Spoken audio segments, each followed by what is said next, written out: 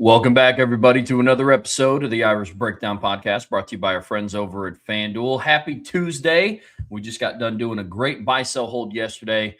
Now it's time for some more off-season content where it's the blue-gold game is on Saturday. We saw a lot in the Jersey scrimmage. Spring is coming to an end, and before you know it, Brian, we're going to be previewing fall camp. But a lot to get to in between that time. And what we're going to do is almost kind of revisit something that we've talked about before. At the start of the offseason, we talked about Notre Dame becoming a line-driven program and what they've done up to this point, what we needed to see from them. And it started with spring practice, and we got to see a lot. And they're taking steps in the right direction to be a line-driven program, both on offense and defense. And that's where we're going to start today's show, folks, is we're going to be talking about what Notre Dame has kind of done and the steps that they've taken and what gives us confidence to Notre Dame becoming a line-driven program. And then after that, the rest of the show today, we're talking about the 2026 NFL Draft preview for Notre Dame players specifically. We're going to be diving into the guys that we have, we think have the best chances to be drafted. We're going to dive into, their careers at Notre Dame. We're going to talk some mock drafts that have came out, how they project to the league. It's going to be a really fun conversation today, man. It is. And it's a fascinating conversation because I think there's a perception that Notre Dame is already a line-driven team.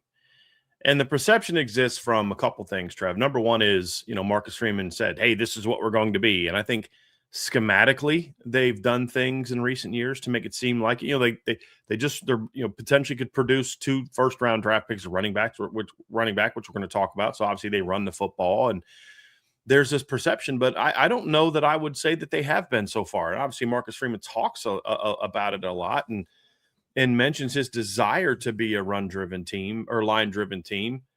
But I don't think that they have been to the degree that they need to be or in the way that I think Marcus Freeman wants them to be. And the reason that I say that, Trev, is because I watch this team perform and I say, when has Notre Dame had like a truly elite offensive or defensive line? You and I could debate 2024. Now, I know that you believe that there was times that year, that defense that year prior to the injuries was elite. I think that's debatable, but I think I could be willing to get with that. But I would be willing to bet that you're not going to drive, like, here's why they were elite, and it was all about the D-line. It was more so about, man, what a great secondary. Obviously scheme was good. Linebacking core was really good. D-line was good. It was more about the sum of the parts made something elite as opposed to just your D-line is that 2021, 2022 Georgia group, the 2024 Ohio State group in the postseason. It hasn't been that. And I mean, the 2012 Notre Dame team, I think you could argue was a line-driven team, especially on defense. So I don't know that I would say that this team has done that. And it's not just because, well, they haven't won a title yet, so they're not line-driven. No, you can be line-driven and still not win a title. It's about what is truly the best part of what you do. What do you build everything around? And I think Marcus Freeman pushes for this program to be built around the lines, but they just haven't been so far. And whether it was a lack of talent, whether it was, personnel decisions, whether it was coaching, whether it was injuries, I think that's been a big part of it, has been injuries. They just haven't been able to get to that level. They've been good on the lines on both sides of the ball in recent years. I think the defense has been closer to what we're talking about in recent years than the offensive line. I'd be curious if you agree with that, Trev, but that's where it is they just haven't been that yet. But if you and here's why it matters. I don't think you have to be a line-driven team to win a championship. I think Notre Dame needs to kind of be close to that, but we've seen teams without great line play win a championship. It hasn't happened like all that much. Georgia 21 and 22 was a line-driven team. Indiana's last year was a line-driven team. Ohio State was a defensive line-driven team. They weren't a line-driven team on offense. I would argue that Michigan was a line-driven team on defense in 2024, but their best offensive lines were the 2 years before they won a title. Their 23 offensive line was good, but it wasn't great. So, and then obviously in Bama in 2020, their defensive line was just kind of okay. And their offensive line was just kind of okay. I mean, I thought the Notre Dame defensive line outplayed the Alabama offensive line in 2020. The problem was they couldn't cover Devontae Smith the running back they had. But so I think there's years when you can get away with that, Trev. But the reason it's important for Notre Dame is because the head coach demands that the coordinators build around it. And when you're going to build around it and you're not it, then it's going to be more impactful. And so I think that's why it's important that this team be that. Because if Marcus Freeman is going to demand it and you're not it, then it's going to limit your ability to reach your full potential as a program. And so I think it's imperative to set the standard of like, what does that mean? And then what have we seen? And really what it means is, can you dominate on both sides of the ball up front consistently? And that's really the thing is your system built around what you're doing in the trenches? Is your performance built around how well you perform in the trenches? And then is your trench play the dominant kind of performance that says we can go toe-to-toe against anybody? You used a phrase, I think it was you used the phrase, Trev, recently, where it's like, and we've talked about it before, it's, can you run the ball when you want to against whoever you play? And then can you shut down the run game and get after the quarterback on the other side of the ball with your front being the driving force? That's what they're trying to get to. And are they there yet? Not completely.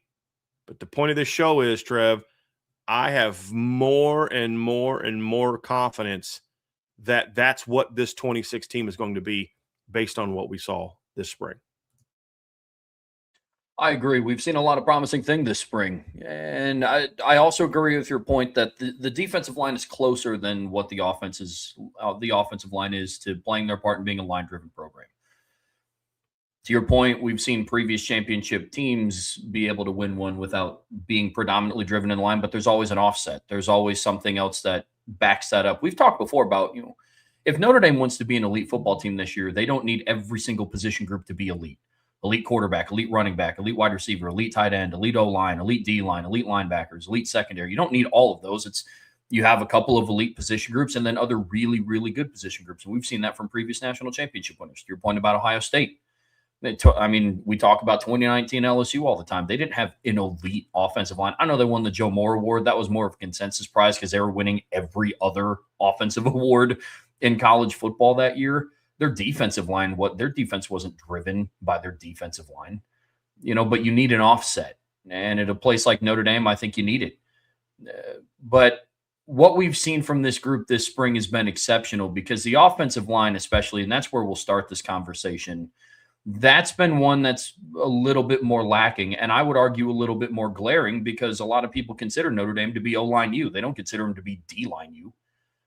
So when you have a school with the reputation of Notre Dame, where you've cranked out kids like Quentin Nelson, Mike McGlinchey, Ronnie Stanley, Zach Martin, Liam Eichenberg, Aaron Banks, and the list goes on and on, Joe Alt, that list goes on and on. But so far under the Freeman tenure, the offensive line has played more in spurts. That you do what you did against Clemson in 2022, where it was just absolutely dominating the line of scrimmage on the offensive line. And then, it's a little up and down. So that's the interesting thing about this team. It's been more moments. You have the 98-yard touchdown run in the first college football playoff game by Jeremiah Love. That was a dominant run play. A play that I think about a lot is the Jeremiah Love 2-yard touchdown run. Maybe it's just because the NFL draft is coming up and I see that play plastered all over every time I open up a social media page about the NFL draft. But over and over and over and over, and I never get tired of it. Heck no, man. Believe me, there's a lot worse things that could be routinely popping up on my social media feeds than that play. Mm-hmm. But to the point, it was a tremendous run by Jeremiah Love. The offensive line didn't do anything to get him into the end zone. Jeremiah Love did a lot of things to get Jeremiah Love in the end zone. And we've seen a lot of that the last 2 years with the type of running back room that they have. But when was the last time we can confidently say the offensive line took over a football game and then just won the whole thing for him? because we talk a lot about how Notre Dame doesn't have Jeremiah Love anymore, Jadarian Price anymore. So a lot of that onus is going to fall on CJ Carr. Who's going to step up to help him? The offensive line is going to play a big factor in that. But to your point, Brian, this spring we've seen them do a lot of things, and we've seen this unit become more athletic. People are in the correct spots, and physically they're just bigger across the board. It gets you really excited. It does. It really does, Trev. And I mean, let's kind of, as we look at this and really kind of break it all down. And, I think the offensive line is the side of the ball where the most, let's say, question marks exist, because I think they're the furthest that this team has been. And, as far as like there's more room to go from the O line to elite to the D line to elite, in my opinion, based on their performance. And so now you go into the season and you lose your starting left guard, who's going to probably be picked in the NFL draft tomorrow. You lose your right tackle, who was a 2-year starter, Mr. Dependable, didn't miss a game the last 2 years. A captain, a solid player, not a great player. And then, of course, your starting center is out for the spring with a knee injury. His second straight season where a leg injury has cost him, at least half of the season. And so you go and say, okay, we're going to move our 2-year starting left tackle who started, what would it be, 27 of the last 28 games. We're going to move him into guard. Our freshman All-American right guard, we're going to move out to right tackle. The guy that stepped in at left guard after Billy Schrouth went down and played admirably, we're going to move him to right guard. And we're going to have Joe Otting be the most experienced player coming back in the spring at the position he's playing in the spring. And so I think there was a really unique blend of not concern, because I think it was concern of uncertainty with excitement. Because you kind of felt like, okay, I don't know what this line is going to look like, but I think if insert all the different ifs, this line could be really good. But it was a guess. It was a projection. It wasn't something that we could say definitively, I know this to be true for a fact.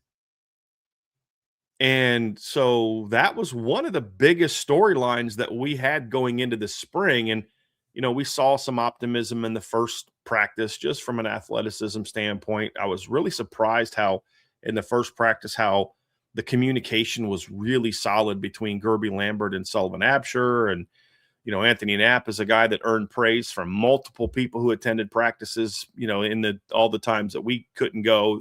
There was, like I've said before, I know a former NFL offensive lineman that was at practice for a couple days, and I got his feedback on how good Anthony Knapp looked and the line looked. You had people from ESPN, people from different national outlets coming in, talking about how good Knapp looked at guard. We saw in the Jersey scrimmage how good Gerby Lambert and Sullivan Absher looked. I mean, Knapp is clearly progressing. And then I've also heard great things about Will Black's talent, although the word potential is still used more than you'd like it to be. But I don't think that's a surprise for anybody based on just 12 practices so far. I don't know that we expected him to look like Joe Alt in practice 5. It's just keep getting there. But the one thing that you notice is like, okay, the talent is there. Like with all the freshmen and sophomores, Trev, we don't know that any of them are going to be like, okay, I got that recruiting evaluation right because he's going to be a star, blah, blah, blah, blah, blah. Even Gerby Lambert to a degree, if Gerby Lambert never gets better than what he was last season, he's not a 5-star. He's a good football player, but he's not the 5-star I ranked him out to be. You think he's on his way, but the point is like, sometimes, though, it's very obvious early on that the player either has or in some cases does not have the talent or the size or the strength or the athleticism that you hoped he had. That's happened to me before, where a guy shows up and I'm just like Anthony Sack as an example. Like I had some concerns about the weight he put on and he just wasn't as explosive, but I kind of kept his ranking higher. And then he shows up last year and we're like, I just didn't love, like, okay, that's going to be a miss probably for me, and you just kind of see it early on. It doesn't mean it's guaranteed. He could end up becoming a great player at UCLA, but you sometimes have those. But when you look at Will Black move around, Trev, you're saying, hey, I don't know what kind of player he is, but the physical evaluation, we all nailed. On 3, nailed it. I nailed it, as far as based on what the senior film, like, this is a kid with elite tools. Now, can he turn them into, elite production, and how long will it take? And will the expectation, will the growth, I mean, there's all those type of things that come into play. But now coming into the spring game, and I don't know what we're going to see from the first team offensive line in the spring game. Will they play together? Will they not? I don't know the answer to that. And honestly, the spring game is going to be a final gauge. But no matter what happens in the spring game, I go into this offseason far, far more encouraged about the growth of the offensive line. Still some areas that I want to see even better play, and we'll talk about that when we do our post-spring breakdown. But I'm more confident and demand even more now that this line finally step up and play elite football because of what we've seen. And I think that's imperative. Because how do you replace Jeremiah Love and Jadarian Price? You don't. Well, then you're just not going to run the ball well next year? No, they may run it just as well, maybe better. Well, hold on a second. What? Yeah, that's now – last year your run game was driven by the 2 backs. We've heard multiple NFL people talk about this.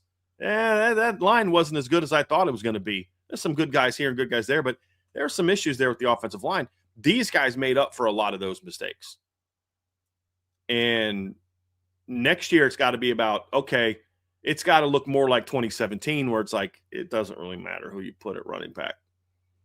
They're going to make plays because they're talented, and this offensive line is the one driving all of this. And that's what I'm looking forward to. And Trevor, I don't know about you, but I'm at the point now where I'm basically expecting it now, not hoping it, and not expecting it from that should always be the standard at Notre Dame, but more of just based on what I've seen, I expect that's what it's going to be in the fall. Yeah, that's been my progression as well. I entered spring with a cautious optimism about the offensive line because we had to draw a lot of conclusions from a source here, a video here, a feeling here, this here. And that slowly transitioned to, over the spring, that cautious optimism went to just straight up optimism. And then after the Jersey scrimmage, I'm with you. It's an expectation. And it should be for the unit that they're putting on. Let's dive into the individual pieces, though, and why we feel more confident about this group. One of them you already mentioned, and arguably it's one of the biggest moves of the offseason. It was kicking Anthony Knapp inside to guard. And that's been a very, very smooth transition for him. Yeah. This is the one that kind of really was going to be the big key. Could Anthony Knapp move inside and play the way that you and I have been saying for the last 2 years we thought he could play inside? Like, there was a moment in this when we thought that move was going to happen where I was excited, and I was like, this could be really good for us as evaluators, or this could make us look really bad. Like, you guys spent 2 years going on and on and on about how Anthony Knapp should move inside, and he's going to do this, and he's going to do that, and then he moves inside, and he's terrible. It's like, you guys are idiots. So there was a little bit of that. And look, from what we saw in the Jersey scrimmage, there's still technical work to be done. The play where Francis Brew just kind of tossed him. Part of that was great play by Francis Brew. The other part of that is Anthony kind of got his shoulders a little too far in front of his base. So he's leaning forward a little bit too much, kind of putting his head down. Because the more you lean this way instead of like sinking. So like people talk about like what a waist bender versus a knee bender. I'll just kind of show you. So if I'm bending at the knees, I'm going down like this. My head is still up. But if I'm bending at the waist, I'm going like this. And now my body weight has been distributed improperly to sort of more top heavy. So I lose some of that base. I lose a little bit of that forward balance. And that makes a good defensive tackle like Tion Gray able to just kind of quickly dismiss Anthony Knapp and get to the ball. There's some snaps like that. And those things are going to happen in the spring, and they've got to get worked out. But, man, we saw a kid that looked comfortable in tight spaces. We saw a kid with power. We saw a kid that could get movement. We saw a kid, the big one is that he could anchor. I think that was a question mark some people had, is at 304 pounds, can he really anchor, inside, the way? Because I think there's a lot of people that thought his issues on the perimeter were, well, he's just not a very big guy and he can't. His issues on the perimeter were more about he wasn't comfortable, so his feet were never set, and that's why he struggled with anchoring. And I thought there was several reps where him and Tion Gray were just, boom, going toe-to-toe, and he was able to lock Tion in place in pass pro. So I think that was the big thing, is that was the thing. If that didn't go well, that kind of messes up everything. Because here's the deal, Trev. If Anthony Knapp's not comfortable guard, you're not going to put him to the bench. You're going to move him back out to left tackle. And now we're back to the same, question marks we had before. So him looking comfortable inside was vitally important to this whole thing working. It was the biggest question mark. In regard to, we've seen Gerby play a little bit of tackle in his career. We've seen Sullivan Absher play some right guard in his career. We haven't seen, Will Black play left tackle in college. We've seen him in high school. We've only ever seen Anthony Knapp play left tackle in high school and at Notre Dame. So it was a projection. So seeing that happen and seeing how good he looked, huge. Yeah, seeing him anchor is what sold it for me. That was my biggest takeaway, because I had that concern as well. Not from his abilities as a left tackle, but I would also be remiss in saying blocking Mikhail Kamara is the same as blocking Tion Gray. It's just different. But the thing that I love about Anthony Knapp and what he's been able to do on the interior is he's thinking less. It's quicker. The action happens quicker. You don't have 3 to 4 steps to go out and play in space. You hear Brian talk all the time about he's just not comfortable in space. That's why. Starts thinking too much. He gets a little bit too much depth in his kick step. It's a lot of different things that he didn't do well as a left tackle, which led to some of the mishaps. Everything happens so much quicker on the inside. He's talked in interviews about how that was an adjustment for him. But you see just the raw strength and the power that he has when he doesn't have to think and he can just go be a football player, when he can just go be an offensive lineman. That was something that gave me a lot of faith in that move on the interior, and it got me feeling a lot better. But Brian, Anthony Knapp is not the only person. I'm going to kick this to you, Trev, because I want to get your thoughts on this, because I've been dominating this conversation, because like you're about to say, we're going to have brand new tackles next year because Anthony Knapp's not the only guy that moved.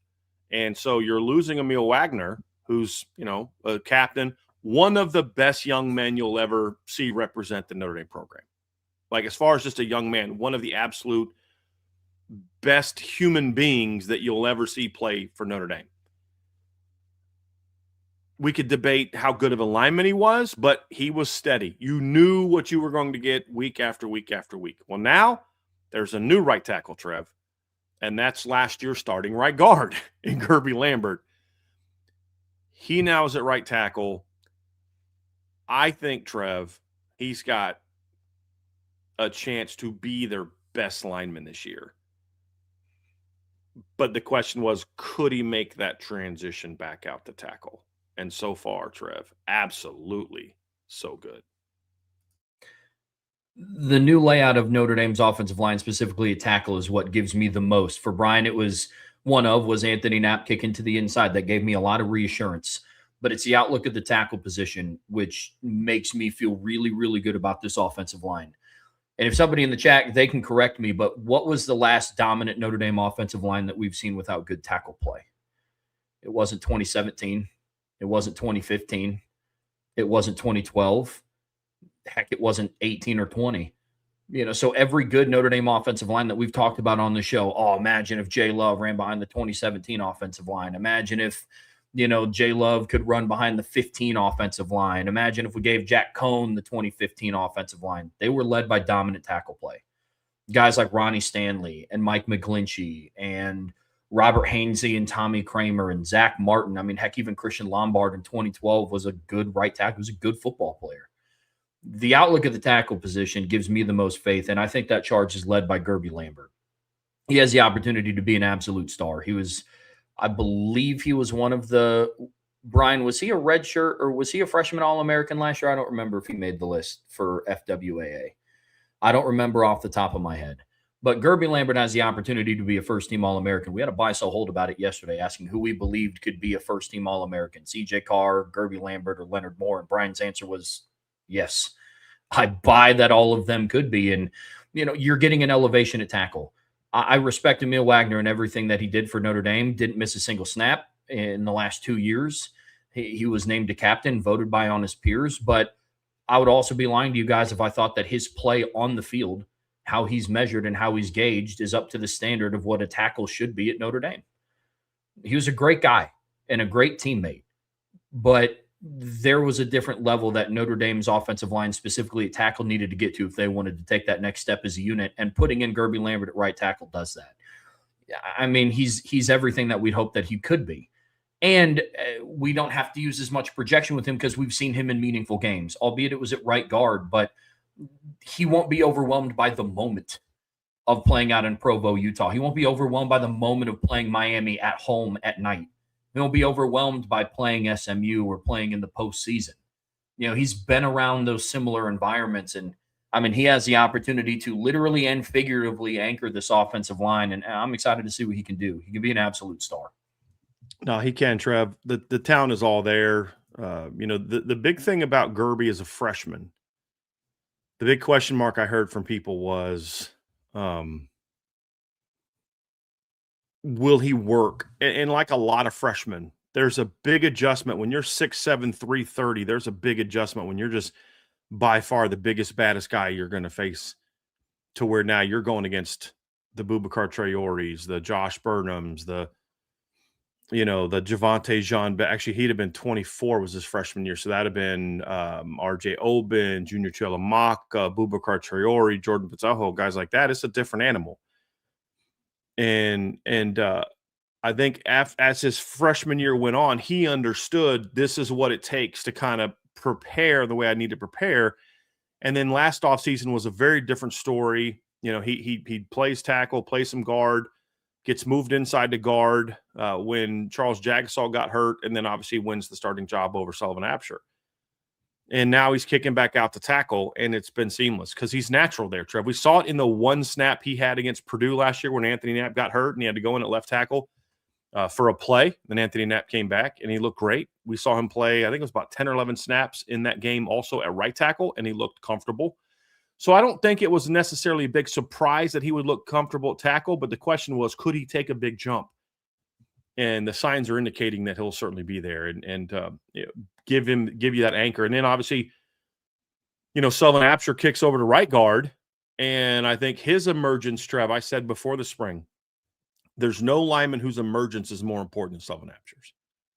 And I know that the Will Black conversation, and I get all that, but I've always felt like with an offensive line, you're kind of only as good as your quote unquote weakest link. And I only use that as an expression because it doesn't necessarily have to be a weak link. But like we saw in 2016, where Notre Dame had I think a third team All-American left tackle or a second team All-American left tackle, third team All-American left guard. Alex Barr's really good at right tackle. It's a good first year in the starting lineup for Sam Mustipher, but the whole line kind of got disrupted by their troubles at right guard. And then eventually Mark Harrell gets thrust in there, and he was steady and he settled things down, but he wasn't like a high-level talent.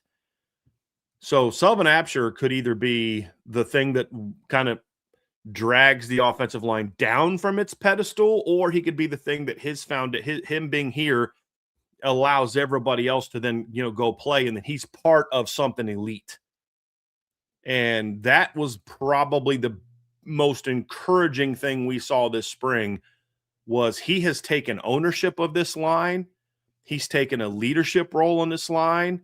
He's improved his performance. You can see him building on the experiences, good and bad, he had as a starter last year, the final 5 games of the year. But the biggest thing is that connection that he has with Gerby Lambert on the right side is something to be kind of fired up about. And there's a couple double teams in the Jersey scrimmage, Trev, where him and Gerby were like, "Ooh, boy, that is going to be a fun thing to watch this year, Trev." So I think Sullivan Absher just taking another step, and we kind of hoped he would do it with the experience he had. I mean, we've said this before, Trev, like he started in one of the best rushing games of the season. I thought the Lions' play against Pitt was one of the better performances of the season from the offensive line. He started in that game.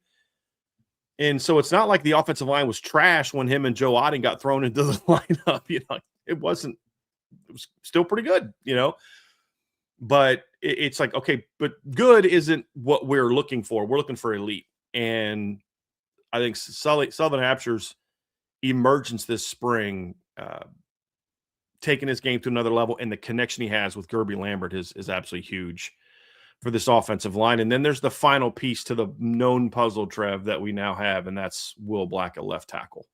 I know that was the big storyline. What'd you think? Here's the fun part, and here's the fun discussion about Will Black. On one side, you brought this up earlier in the show, Brian, and you talked about his potential.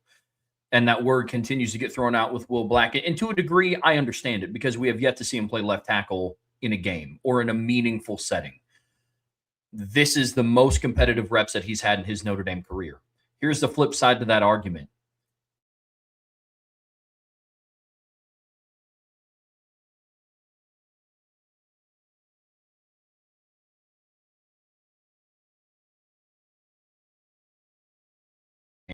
Oh, I think we're back. I think I glitched. Okay, we're back. Sorry, everybody. Good Lord. I'm like, Good yes, Lord. and we're waiting. Like you're like, I'm here's a big the thing. I'm a big suspense guy. Yes. So I hope I did Okay. it. So We're waiting, Trev. What's the big thing? Don't it's tease so us big. too much, man. Come on. The news is so big that I had to pause for dramatic effect. But here's the thing about Will Black. If the biggest competition that you're going up against during your career at Notre Dame is Boubacar Traore and Bryce Young and Keon Keeley or a Logan Thomas or one of the very, very talented true freshmen, I'm confident in saying this. You're facing better competition on the edge than you will get in 10 of your 12 regular season games. And I'm saying that confidently right now. So that's the conversation with Will Black. You can say, well, it's still potential. We haven't seen it in a game. And the counter to that is, okay, what game is he going to go up against a Boubacar or a Bryce or a Keon or a Logan Thomas or an Ebenezer Utade or a Rodney Dunham? And so that leaves me, and this is me, this is Mr. Show Me. And yes, I have yet to see him take a meaningful snap in a game, but the thing that gives me the most confidence is I don't know if he's going to have to face much tougher competition. We talk about him needing to continue to grow as a player. He's a redshirt freshman. Technically, he's still in his true freshman academic year at Notre Dame. So technically, he's still a true freshman. When he steps into the starting lineup, he'll be a redshirt freshman. And yes, there's things that he has to continue to work on, but his warts are getting exposed against Boubacar and against Bryce and against the long list of players that we have. So he's what completes this. I said this with Gerby Lambert, and I said the biggest confidence boost that I got about this offensive line was the outlook of the tackle position. And obviously Will Black's the other side of that conversation. And man, it just gets you excited for what this group can be this year, man. It really does. Yeah, I mean, and ultimately his we have to, as fans, prepare ourselves for there will be some ups and downs early with Will Black. I mean, he's just that happened early for Joe Alt in 2021 and in 2022. There were some moments early on in 2022 where Joe Alt looked like a second-year player, and Anthony Knapp Will Black's going to have those same issues, and that's okay. And I've often wondered this, Trevor. I've wondered how much the early season schedule factored into Notre Dame's willingness to just make this move and kind of make it permanent, like for spring ball. Like I've often wondered that. Like if they had like Miami and A&M coming out of the gate, would they kind of have some of those same issues? Would they?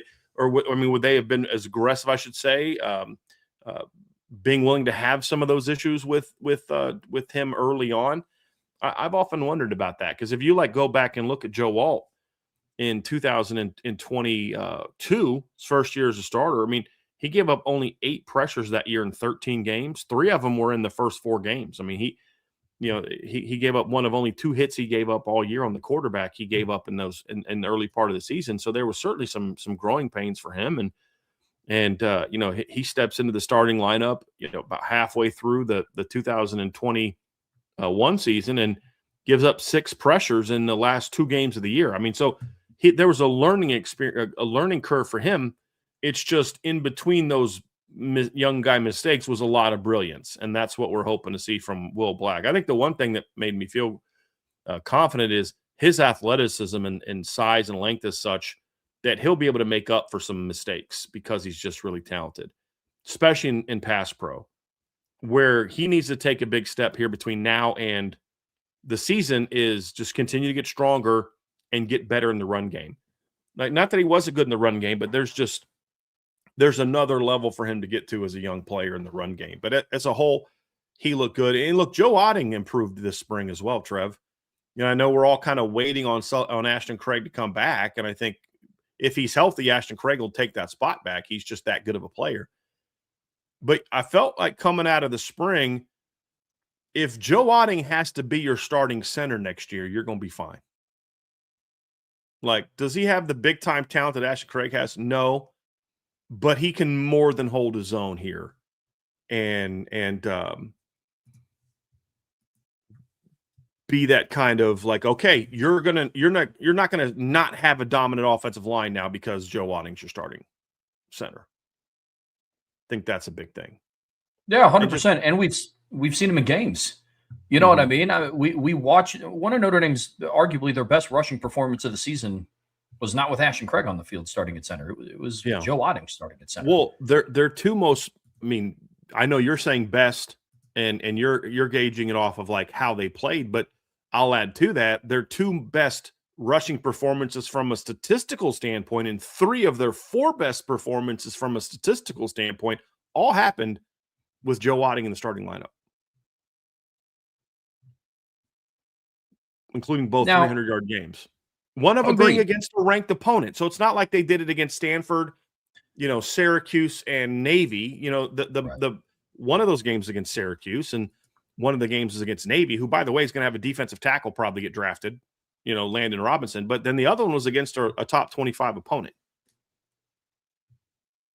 Yeah, absolutely. And look, do I think that Notre Dame's odds of winning a national championship are higher with Ashton Craig in the lineup? I do, because I think that he could be, when he's on the field, he's one of the best offensive linemen that Notre Dame has. He's steady.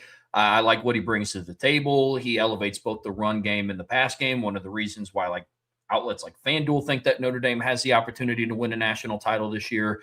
But Joe Otting's a good football player. I'm with you. But the emergence of Joe Otting and what he's done this offseason, and of the emergence of Sullivan Absher, has also increased my confidence in this unit, as has the overall depth in the room. There were some questions about that going into the spring. What was that going to look like? How is Matty Augustine progressing? Who steps up along the interior? Can they be put in a position where Matty Augustine doesn't just have to be the next guy in at left tackle, left guard, right guard? Who else starts to emerge? And I think we started to see that in the Jersey scrimmage, Brian. You mentioned Devin Houston making plays. You mentioned Peter Jones looked pretty solid throughout the spring. So other players waiting in the wings at depth. And by the way, Grayson McHugh, it's not going to take long for him to make a push for the 2 deep. That kid's talented. Yeah, I mean, he is what we thought he would be. The depth is also really starting to develop at a nice pace, Brian. It really is. That was a very encouraging thing, Trev, is like, look, there's going to be a drop-off at certain positions. If Gerby Lambert goes down and you've got to put Matty Augustine at right tackle, there's a drop-off because we think Gerby Lambert can be special. But if you take away who was there, say, can Matty Augustine be a real solid starting right tackle? Yeah, he can. He could also be a really solid starting right guard if there's a need if Sullivan Absher goes down. We saw him playing some guard this year too. Joe Otting is part of the depth when Ashton Craig comes back. Cam Herron still has a very inconsistent snap to step issues, but when they moved him to guard, he looked good. He was moving people. Devin Houston having a solid performance, and like you said, Grayson McHugh, he's going to be a good one. Trev, he's going to be a really good football player. Tyler Merrill's going to be healthy in the fall. You're going to get Ben Nichols this summer, Gregory Patrick this summer. So there's a Christopher Tarrick played some guard and center this past year. Peter Jones had the best spring of his career for Notre Dame. So there's a lot of positives that came out of it, including like, hey, if you have some injuries, you're in a pretty solid place. Like, you're not going to be look, if you have 2 early season injuries to 2 clutch players like you've had in past years, I don't know that you're winning the Joe Moore Award. But you can still have a really good offensive line that you can win a ton of football games with, including, potentially competing for a championship, assuming the other side of the ball does what they need to do. And that's kind of obviously what we'll have to see, Trev, but much, much more, I'm not saying encouraged, because we've been saying all along this offseason, I think this offensive line could be really good. I'm more confident in that projection now than I was on March 19th. As am I. That's going to be the biggest thing. And the final piece to all this, Brian, and you know this, the chat knows this. Can Joe Rudolph bring it all together now? That's going to be the biggest question. He's gotten all the correct pieces now. The pieces are now in the room. We use food analogies here all the time, man. He's not cooking on a George Foreman anymore. He's got the gas stove. He doesn't have Teflon pans anymore. He has stainless steel. Now can you put it all together and make the meal that we know that you can? That's going to be the most exciting thing for him. Trev, I would have told you, like, dude, you're not one of those hyping up stainless steel guys, are you? That's what I would have told you about a year and a half ago. Till my wife got me actually it was almost 2 years now. My wife got me stainless steel pans for my birthday from Made In. It's different. It's a game changer. Game changer, Trev. Game changer. Made me a steak last night. Had a little beef tallow, using it as to cook it with. Like, yeah. No. Yep. It's game changer, man. It's game changer. I still don't do eggs in the stainless steel. I still use the nonstick for those. I just don't have the patience to do eggs in a stainless steel. But man, it's game changer. So love the analogy. Love it. Brian, let's talk about the other side of the ball here on the Irish Breakdown podcast, brought to you by our friends over at FanDuel. And we just got done talking about Notre Dame's offensive line and the role that they're starting to play and the growth that they're starting to show for this team to become a line-driven program, something that Marcus Freeman has been really striving for since he first got to campus. Now, we mentioned that the D-line was closer overall than what the offensive line was. You and I have talked before about how we believe that Notre Dame's defensive line last year was one of the most underrated units in the country. They finished the entire regular season leading the country in pressures. I don't think it's a coincidence that the defending national champs, or the team fresh off of winning the national championship, went out to get one of Notre Dame's rotational defensive ends because they knew the type of impact that he could have on the field. This is the type of unit that we're talking about. But we saw a lot of things over spring that make us very confident that this group took another step. Even though we thought they were closer than the offensive line, they took another step in the right direction to becoming an elite unit and being part of a line-driven program. Yeah, you mentioned, we've talked about it. This is the side of the ball that was closest to this. But we've also seen a lot of turnover at the position the last couple of years. You think of, we saw what this line is capable of when they dominated Georgia. I mean, I thought the big key to the beating Georgia in Sugar Bowl is Notre Dame outplayed Georgia in the trenches on both sides of the ball. Now, one side was a much tighter battle, but the Notre Dame offensive line made all the blocks when the game was on the line. Like, they won it when the game's on the line, with those first down play runs and just being able to grind the clock and all that.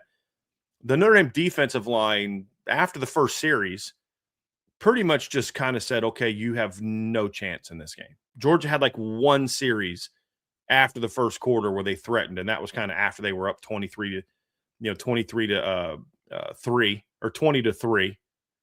And it was like, okay, then Notre Dame kind of backed off a little bit, let them go down the field. They had the blown coverage on the Cash Jones touchdown pass. And then Notre Dame's defensive line said, okay, we're going to get back to doing what we've been doing all game, which, again, don't even get me started on. I still know why defensive coordinators do that. And it was the defensive line that just kind of won that game. It wasn't just one guy. It wasn't, boy, that so-and-so had the game of his life. Obviously, Junior Chilamaka had the game of his life. Had a big sack, had the fumble recovery, but R.J. Oben made a big stop. Josh Burnham made some early big stops. Gabriel Rubio had some big plays in that game. R.J. Oben had his only sack of the year in the absolute biggest play of his career that game. I still remember the play where Gabriel Rubio, there's a snap where he just kind of comes off. They double team him, and they drive him about 3-4 yards off the ball. And I think one of them might have said something to Gabe because he looked real mad after that play. It could have just been he was mad he got beat off the ball. And the next play, Gabriel comes off the line and with one hand and knocks the offensive lineman back from Georgia, and then reaches out with his other hand, grabs the Georgia running back and throws down. You're like, okay, Notre Dame came to play today, boys. Like, Notre Dame came to play today, despite the fact, because we didn't know, Trev, because putting ourselves back in the moment of that game, we're like, how are they going to handle Georgia with no Riley Mills, who was announced out for the year the week before?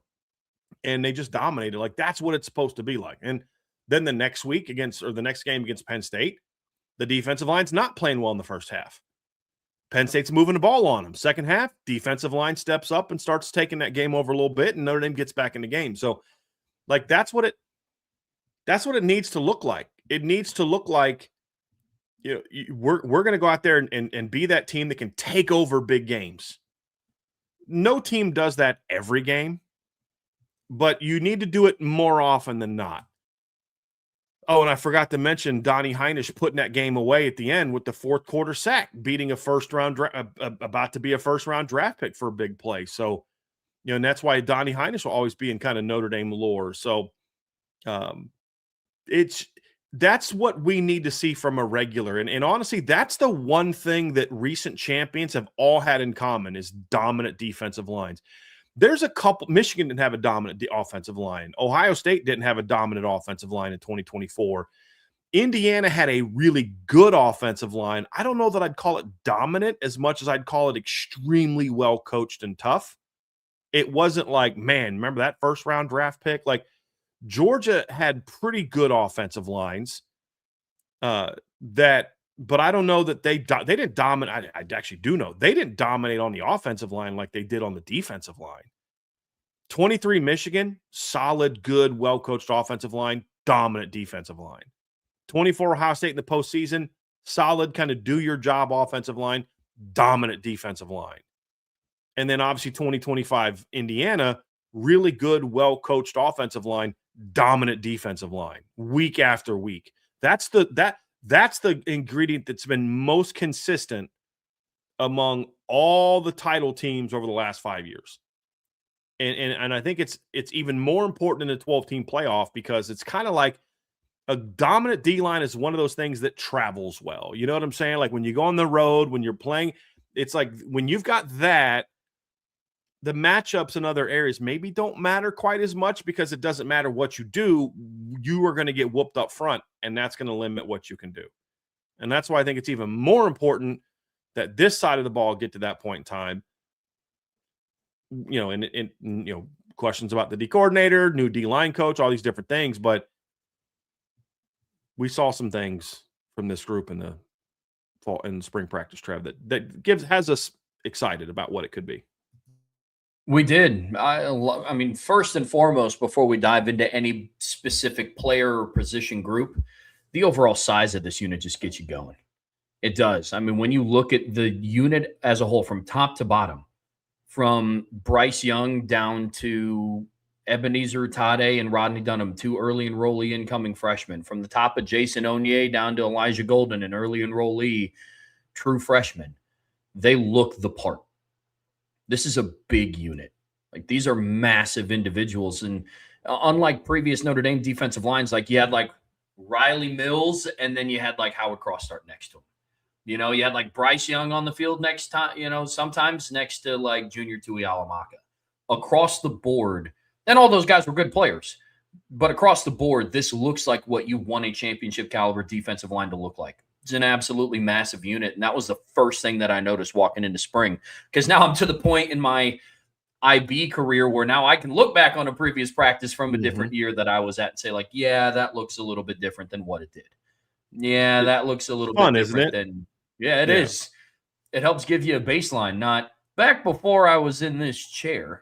It's good. It gives you some good perspective. But yeah, man, they look the part. It's a big group. Well, I mean, Trev, you could always like point to what they were in the season and things like that. But when you're trying to argue like what they are in the spring, it does add some context to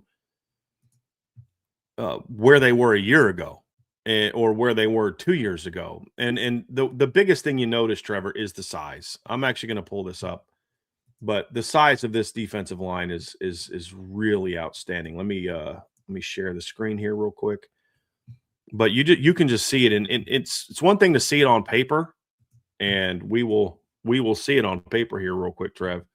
It's one thing to see it here, like even the defensive end position. There we go. So you can see it here. This is obviously from the scholarship chart at Irish Breakdown.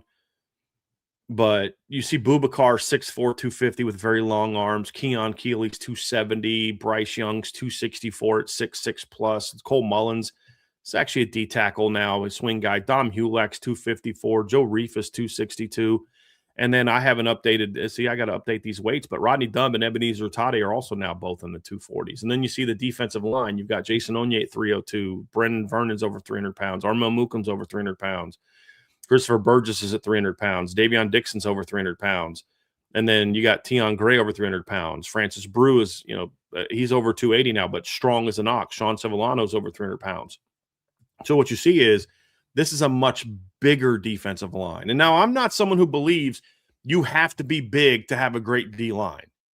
It just depends on what are you trying to do defensively. And what we saw last year is that Chris Ash wants to run a defense a certain way, not good or bad. It is what it is. You can win both ways. But the way he wants to play football, which is shut down the run, be physical at the point of attack up the middle, it's better to have bigger guys. And when you look at the potential, rotation for this year, Trev, Jason Onye, if you look at the top six, right now, if I had to predict, I'd say the top six is going to be some combination of Jason Onye, Elijah Hughes, Francis Brew, Tion Gray, Christopher Burgess, and Armel Mukam. Elijah Hughes is now the smallest guy, and he's in the 290s. This is a team that in 2024 made a trip to the playoffs with two defensive tackles that were sub 280 by the end of the year, in Donovan Heinisch and Howard Cross, and had really only one 300-pounder in Gabriel Rubio. It's a very different looking defensive line. I mean, they've got DNs that are now as big as some of the D tackles they had in 2024. It's a very different looking team. And the reason it matters is because that's what didn't need it with Al Golden. That's not how he played defense. You need that in Chris Ash's defensive line. You need some size. It doesn't have to be 300 pounds. It's not like some magic pill where if a guy's 297, those extra 3 pounds are going to turn you into an All-American. It's not that, but you want that beef. And now looking at the updated roster, when your smallest guy amongst your expected 3 deep is 6'3", 295-pound Elijah Hughes. Your next smallest guy is 6'3", 296-pound Armel Mukam, who will be back over 300 pounds. That's the kind of beef that Notre Dame wants and needs in the Chris Ash defense. And it gives you optimism that they're going to be able to be an even more dominant rushing team. Because that's the key, Trev, right? Like, much improved run game last year. Notre Dame gave up 100. I forgot about Francis Brew. He's 285. I was just about to say, but even then, Francis Brew 285. That's the smallest one now. Yeah. But even then, he might be your strongest defensive lineman pound for pound. There's no he's not even pound for pound. He's literally their strongest defensive lineman. That's why he was on the Feldman's freak list 2 years in a row. So, yes, I forgot about Francis Brew, who's still 10 pounds heavier than their two smallest defensive tackles from before. But your small guy this year is your fastest guy. Your strongest guy now, which is saying a whole lot. So you're a much bigger defensive line now than you were a couple years ago, which you need to be. And so why does that matter? Why does size matter? Well, Brian, you're always telling us the size doesn't matter. Size doesn't matter from the standpoint of it's not something that if you don't have it, you're not good. It just depends on what your system is. And as I've said before, this Notre Dame defense wants to be a dominant run defense. And honestly, I'm all for that. They gave up 100.1 yards per game last year on the ground. They've gone back and recalculated some of the games, and I'm not sure which one, and they bumped them up from 90-something, 99 up to 100.1, which is Notre Dame's best regular season rushing performance since 2012 on defense. And it's a very good step in the right direction, but I'm going to repeat again what I have said in past years. A dominant run defense is one of the very few things that all the champions the last 5 years have had. There are some things champions have that others don't. And there's not like this magic recipe where if you get all these 15 ingredients exactly right, you're going to win a championship. But if you don't, you're not going to win it. There are some things that are very different between champions, but there's one thing that you can clearly point to and say that this has been a clear constant in recent years, and that is in recent seasons, national champions are dominant stopping the run. And there's been very few instances when that hasn't been the case really over the last decade. And I'll give you a couple of those just so we can, always want to be objective here. But if you look in 2025, the national champion Indiana gave up 77.2 rushing yards per game. 2.99 yards per carry. Now, Notre Dame has tied Indiana in yards allowed per attempt at 2.99. I use that a little bit kind of lightly because you have to look at it and say, well, they did play in the playoffs and Notre Dame did not, but still, you're in the ball game. Well, and then in the postseason, Trevor, the most yards Indiana gave up in the postseason was 110 yards to Miami. And I think wasn't like 70 of that on one run? Yep. So in the semifinals against Oregon, you gave up 93 yards rushing. In the quarterfinals against Alabama, 23 yards rushing. In the Big Ten title game against Ohio State, 58 yards rushing. In a road win over Iowa, 92 yards rushing. In a road win over Oregon, 81 yards rushing. So that's kind of a constant. You go to 2024, Ohio State, number 3 rush defense in the country, 87.6 yards per game allowed, and they gave up 2.65 yards per game. And you look at what they did last season, Trev. They had some up and down performances early. Oregon ran on them relatively well, but once they got to the postseason, they were lights out. Tennessee rushed for 152 yards, but only 3.9 yards per carry, and we all watched that game. Tennessee put those yards up on the second half. They couldn't run the ball in the first half. Oregon went for minus 23 yards. Texas went for 58 yards. Notre Dame had more rushing yards on the opening drive of the game than they did the entire game. They went for negative yards the rest of the game. They only finished with 53 yards rushing that season. Same story in 2023 with Michigan. Michigan was the number 6 rush defense in the country. They actually had the worst rush defense of the 5 champions in the last 5 years, and they still held teams to 90 yards a game. Big part of that was Alabama rushed for 172 yards on them. But in that game, Alabama only rushed for 4 yards a carry. They had to grind it out on 43 carries, and there were some scrambles mixed in there. Ohio State only rushed for 107 yards on them that year. Iowa only rushed for 35 yards on them in the Big Ten championship game, and then Washington only rushed for 46 yards on them. And now what was the one kind of competitive game that they had outside of that? Is Penn State game was competitive for a while. Penn State rushed for 164 yards, and they kept the game close for a little bit. But in the second half, they went out and just kind of put them away in the second half. So they had a dominant rush defense. Again, 2 of their 3 postseason games, opponents were held to 50 yards or less rushing per game. 2022, Georgia had the number 1 rush defense in the country, 77 yards per game, 2.88 yards per attempt. And as you can see with a lot of these, Trev, they're not that far away in yards per attempt. They still have some work to do in yards per game. But if you look at that season, Trev, Georgia in the postseason gave up 47 rushing yards to LSU in the SEC championship, only 119 yards on 32 carries, 3.7 per play in the semifinal win over Ohio State. And they held TCU to 36 yards. The other top 25 teams they played that year, Oregon went for $140 in that game, but that was a game where a lot of that came in the second half. They won 49-3. South Carolina rushed for 92. They were ranked. Florida rushed for 94, Tennessee rushed for 94 yards on 42 carries in a loss to Georgia. Mississippi State was ranked. They had 47 carries on 47 yards on 15 carries. And then in 2021, Georgia, again, number 1 rush defense in the country. Number 2 rush defense in the country, only gave up 78.9 yards per game, 2.56 yards per play.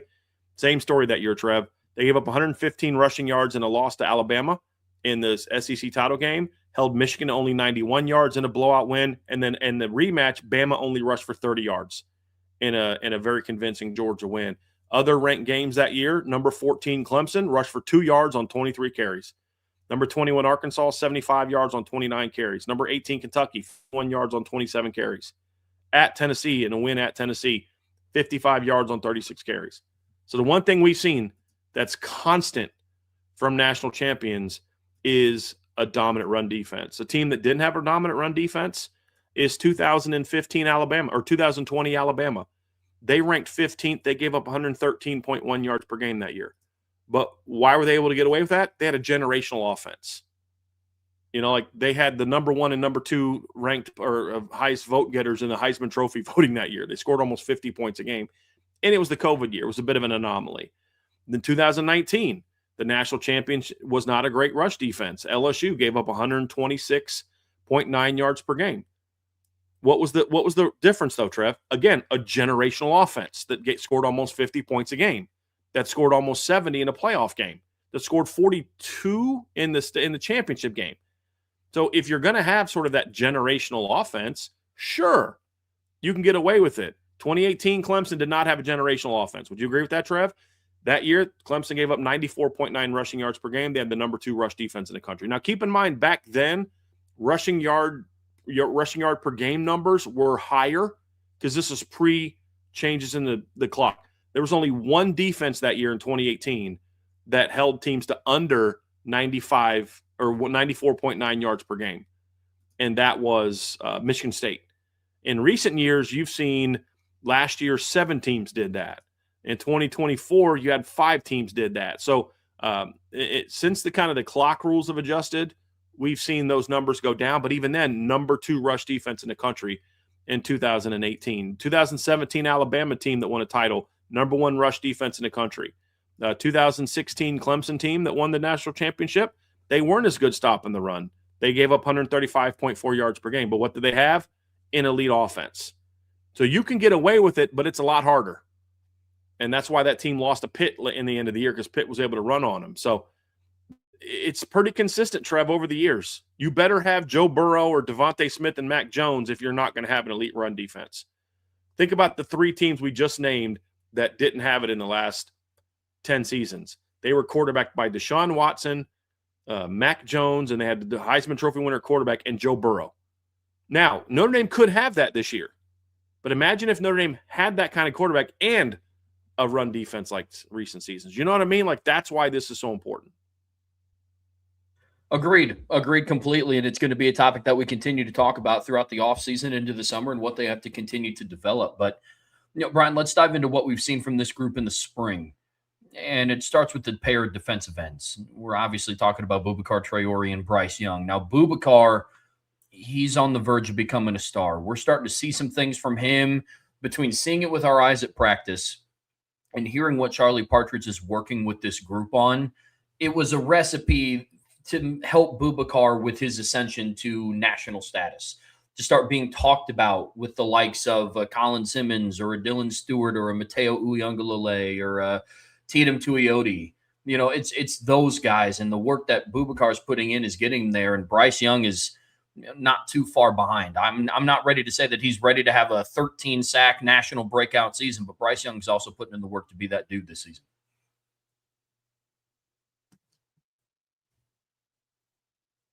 That's going to be key, Trev. We have a pretty good idea that Bryce, there's a, maybe we shouldn't have this much confidence. Maybe we should have more of a, I need to see it first with Boubacar. But I think my only thing with Boubacar is I just need him to stay healthy. That's really all I care about with him. If he's healthy, I'm confident he's going to have a huge year this year. And that's going to be a very big key for him. But can Bryce Young take that jump? That's going to be important, because you could have one of the 5 to 7 best defensive end tandems in college football if Bryce can take that jump. They're going to be top 10 to 15, no doubt, just ends. But you could be top 5-ish if Bryce takes that jump. If Bryce takes a big jump and Boubacar is what we think is, I mean, you're in the conversation. Do you have the best line? But I mean, that's that right now in April. That's a subjective thing that's not overly important. The question is, do you have an end depth chart or an end rotation, or I should say end unit that you can say, okay, I'll stack this up against anybody from a standpoint of the production, run game production, pass game production, consistency, and dominance. And the talent's there. It's really up to Bryce. Like I said, I expect Boubacar to be there. The question is more, will Bryce get there? The potential's there. And you looked last year, Trev. I mean, he had a lot of pressures. I mean, his pressure per snap ratio last year was significantly better than Boubacar Traore's, which is saying something. I mean, last year Boubacar had, according to Pro Football Focus, had 31 pressures on 294 pass rush snaps. Bryce Young had 29 pressures on only 202 pass rush snaps. So Boubacar had 16 sacks plus hits on the quarterback on 294 pass rush snaps. Bryce Young had 11. He was second on the defense with 11, but only had 2 sacks. I mean, he's got to get to the quarterback, close more. And the big thing for Bryce, and I'm actually not worried about whether or not he's going to be a good pass rusher this year. I'm expecting him to make a jump there. The question for Bryce is he has the tools to be a dominant run defender as well, but he has not been that so far. Very inconsistent run defender. And that's more about technique and assignment correctness as opposed to just, I'm really talented. We saw Boubacar make a big jump as a run defender in his third year. I want to see Bryce make a big jump as a run defender in his third year as well. And that's something that Coach Partridge has really been working with him on this offseason. And from what I've been told, Bryce has really taken to that and has continued to just get better and better and better throughout the spring, that's all they want. Just keep getting better. We don't expect you to look like a midseason All-American in April, but just keep getting better. Keep taking the things that we're teaching you and go apply them. That's really what the staff wants from Bryce. And from what I'm told, he's been doing that. And I've been told that the battles between him and Will Black and him and Gerby have been some great battles this spring, which is what they're hoping for from Bryce. Is you're gonna lose some to those guys, but start winning more. And that's what we're starting to see more and more from him. But I think he's arguably the most important defender up front when it comes to, if you could pick one guy to have a huge breakout this season, who would it be? Honestly, for me, it's probably Bryce Young. And it'd be the smart pick. I'm with you. My pick would be Bryce Young too. And you need him to break out in that way for this defensive line to be what we think that it can be. We've seen Notre Dame defensive lines before in the past that are heavily driven by one side. I think back to 2022 when Isaiah Foskey had double-digit sacks. Opposite of him, you needed a little bit more elevated play than what you got. So Bryce Young has the ability to do that. They're favored on FanDuel right now to win the national championship and have the Heisman Trophy winner. They have the best favorite or the highest odds to make the playoffs out of any team in the country. They are one of two teams projected to go undefeated this year. If you're going to do that and all of those things are going to start to come to fruition, you need your defensive end duo to be good. But you also need your interior to be really, really good as well. And that was another thing that stood out to us at practice, Brian, was the two transfers at defensive tackle were what we hoped. And I'll go as far to say this. Tion Gray is more than what I had hoped for.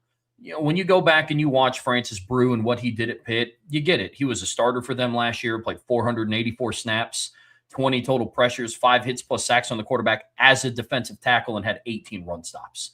You bring him into South Bend to do that. Elevated in certain lights, but you bring him in to do that.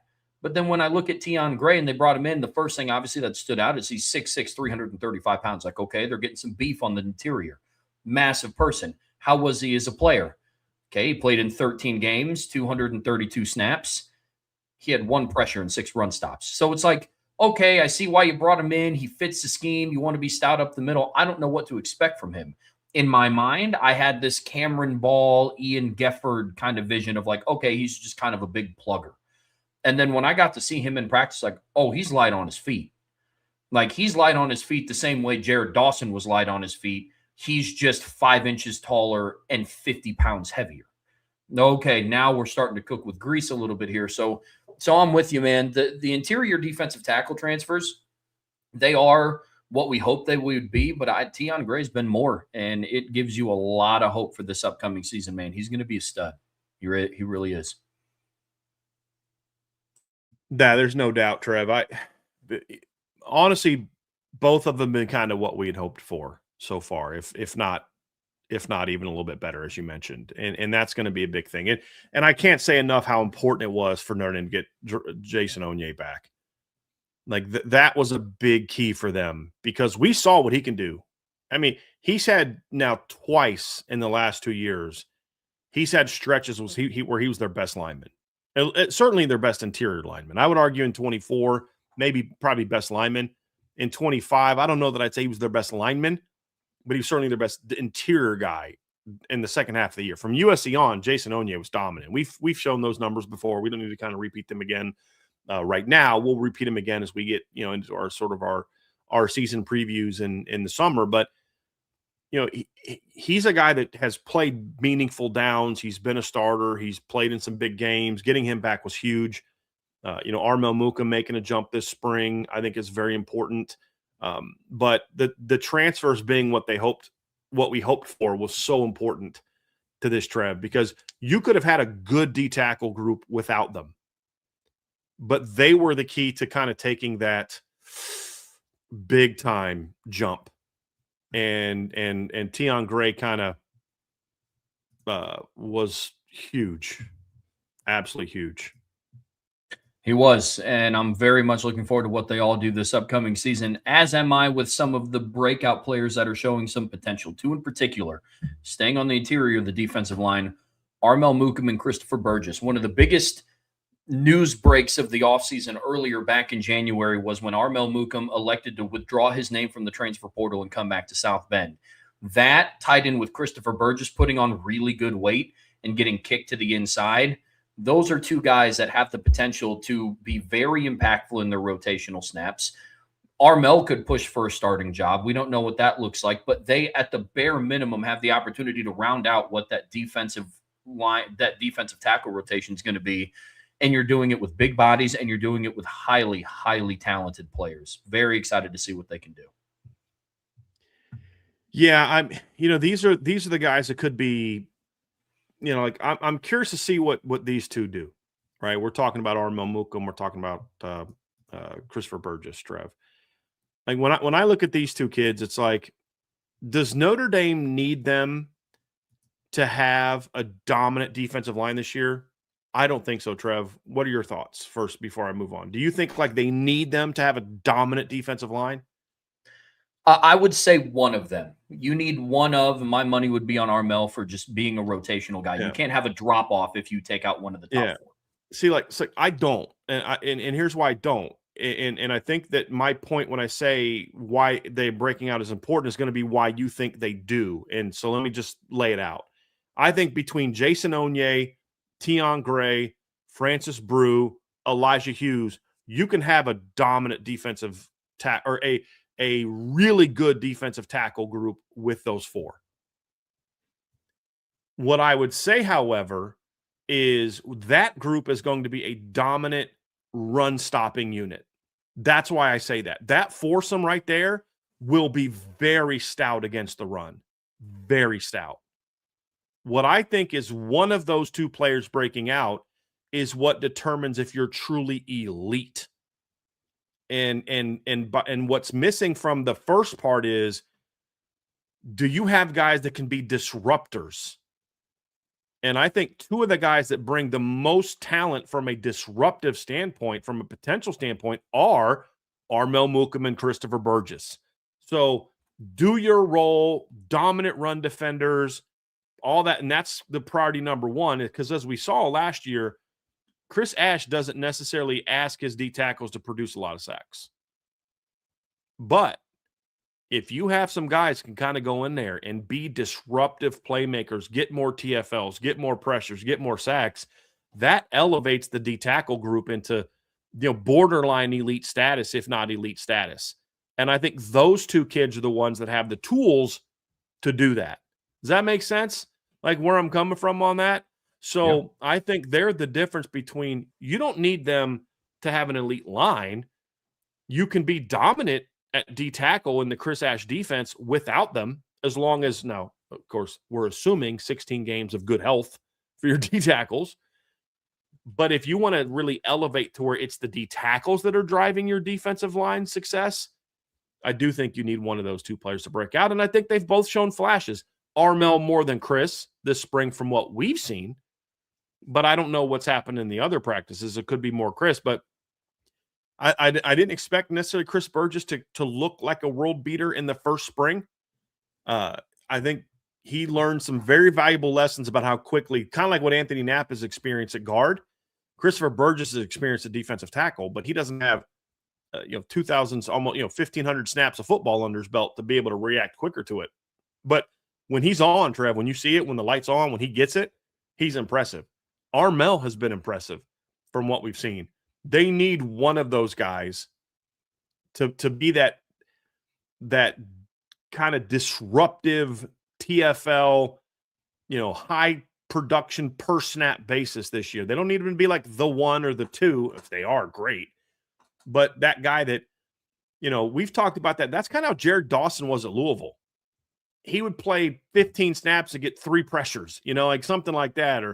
And it'd be nice for them to be able to have one of those guys that's part of the rotation, because I think they just bring a little bit of a different skill set to the table up the middle. And speaking of different skill sets, Trev, the freshman defensive line is everything that we had thought it would be. I should say the 3 of the 4 we've seen. We haven't seen Tiki Hola because he was hurt. But Elijah Golden, who's probably not going to be a factor this year, in my opinion, he's, just because the veteran depth, but I love his talent. He's what you thought. You didn't want to have to play the freshman DNs, but that conversation is moot now. It's irrelevant now because when we watch those 2 freshmen, Trevor, we're talking about Rodney Dunn and Ebenezer Tade. From what we've seen this spring, they're going to play because they're just too good not to play. And that emergence is huge for Notre Dame. And they don't look like freshmen. No. Physically, their play on the field, they'll have their moments, but they'll have their moments like I've seen Jason Onye have moments where it's like, hey, that was the wrong fit here. You got to tweak that a little bit. When I mean moments, I don't mean they just look lost sometimes, but then when the light bulb's on, it's really good. It's just like, hey, that was the wrong fit here. This is what you do to correct it. Rodney Dunham and Ebenezer Utade were exceptional this spring. Rodney Dunham did not take long to come in and make his presence felt on the exterior of Notre Dame's defensive line. And that's not because the other guys in front of him were playing poorly. We just got done talking about how Boubacar is just on the verge of becoming a national star. Bryce Young's breakout is important. Keon Keeley is starting to develop well this spring. What do you get from Logan Thomas? Like it's not due to the lack of talent or experience in front of them. Rodney Dunham and Ebenezer Utade are going to make an impact this year, and man, it's impressive.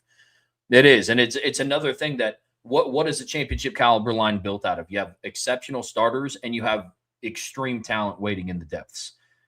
That's what Notre Dame's defensive end rotation is specifically. You have top-level talent at the starting positions in Boubacar and Bryce, but guys like Rodney Dunham and Ebenezer Utade coming along make the guys immediately in front of them on the depth chart extremely uncomfortable, which is what you should want. If you're developing a championship caliber football team, that's what you want. You don't want anybody to be stationary, and they were exceptional this spring. They really were. They're going to play. And when I mean they're going to play, I don't mean if they're up 35-0 against Rice. I mean, it could be 7-0 against Rice, and they could rotate in. I mean, I don't know if they're going to be trotting out there in the middle of the first quarter against BYU out in Provo, but it wouldn't shock me. They've been very impressive so far this spring. I'm excited to see how much they continue to grow and into fall camp. Yeah, no doubt. It's just kind of overall, Trev, looking at this defensive line, I would say still a work in progress. But everything that we hoped we would see from them talent-wise, depth-wise, bodies, it's an impressive group. It is. It's what we hoped it would be. Now, like you said, the question is, will they turn it loose? Will they let this D-line take games over? Or will it still be about scheme and read and react and flow and things we saw early last year? The Jersey scrimmage gave us a little bit of pause in my optimism about the being turned loose, but I'm trying not to think too much about it because, as we said, it did seem like they were working on some things. They were like stubbornly doing certain things, which again, it's a practice. And so clearly they're still trying to improve some things, but that's going to be the final key is do you let this group loose or not is really the final piece of this puzzle for me. But when I look at the defensive line, Trevor, the one thing that gives me optimism is the depth is such that they're a little bit more injury proof than even we've seen the last couple years. And I don't want to sit there and get into, well, if this guy goes down, but you know what I mean? Like the depth is such, the talent is such, especially in the younger classes where that's where there's a bit of a difference than we've seen in the past where, you could lose some guys and you were putting in some heck of loved what Junior Tulamaka brought to the table and guys like that. But like you were getting great effort guys and powerful kids and good football players, but you weren't getting, boy, that guy might be a future first-round draft pick when you went to the bench in the past. You are now. Like day 1, day 2 draft picks now. And that's a big difference, a really big difference for me. Agreed completely. Got to continue to stack it. And it makes the margin for error, like we've talked about, significantly greater. That's what you need. Brian, we're going to switch gears here on the Irish Breakdown podcast, brought to you by our friends over at FanDuel. And we're going to start talking about the NFL draft, which kicks off this Thursday. First round will be Thursday. I believe coverage starts around like 8 p.m. Obviously, you got to do the theatrics of the draft, and then they really start getting into the meat and potatoes of the whole thing. And so what we're going to do, there's about 12 Notre Dame hopefuls, 12, 13 hopefuls that are looking to get drafted. And we're going to break those down and talk about what they bring to the table, where they could be a fit, if they've been projected to go anywhere. And this is going to be a really fun conversation because we get a lot of questions about what could the 27 draft class be? What could the 28 draft class be? Well, there's a chance that half or over half of the players going in this year's draft, or players entering this draft, get drafted this year for Notre Dame. And they have the opportunity to have the first running back duo drafted in the first round from the same school in the same draft class since 2008. So this draft class could be the start of what's to come in 2027. And I'm excited to break this one down. Yeah, it's going to be an interesting draft class, Trev, because we've seen Notre Dame have success in the draft over the years, and obviously there's been some good success under Marcus Freeman, and it's interesting because what we're doing now is we're getting into the first really group of players that were primarily coached and almost exclusively recruited by, primarily recruited and almost exclusively coached by Marcus Freeman and his staff. Obviously, we've seen some guys like Jeremiah Love is not the first Marcus Freeman recruit to be a high draft pick. That was Benjamin Morrison last year. He was a Marcus Freeman recruit. Now, that was when Marcus Freeman was the defensive coordinator and then became head coach. But he only ever played for Marcus Freeman. And, like last year's draft class was a little bit heavier in guys that had, played under Brian Kelly and certainly were recruited. Jack Kaiser obviously played under Brian Kelly. Xavier Watts played under Brian Kelly. Riley Mills played under Brian Kelly. I believe Mitchell Evans his freshman year, I believe, was under Brian Kelly. It would have been 2021. And so, you're seeing now when we look at this draft class, there were guys that were recruited by Brian Kelly's staff, but none of them that played for Brian Kelly. I'm trying to think, like outside of Gabriel Rubio would be the only one that I can think of, right? I mean, so we're talking about the guys in this draft class. You think of Love, Price, Malachi Fields, Eli Raridan.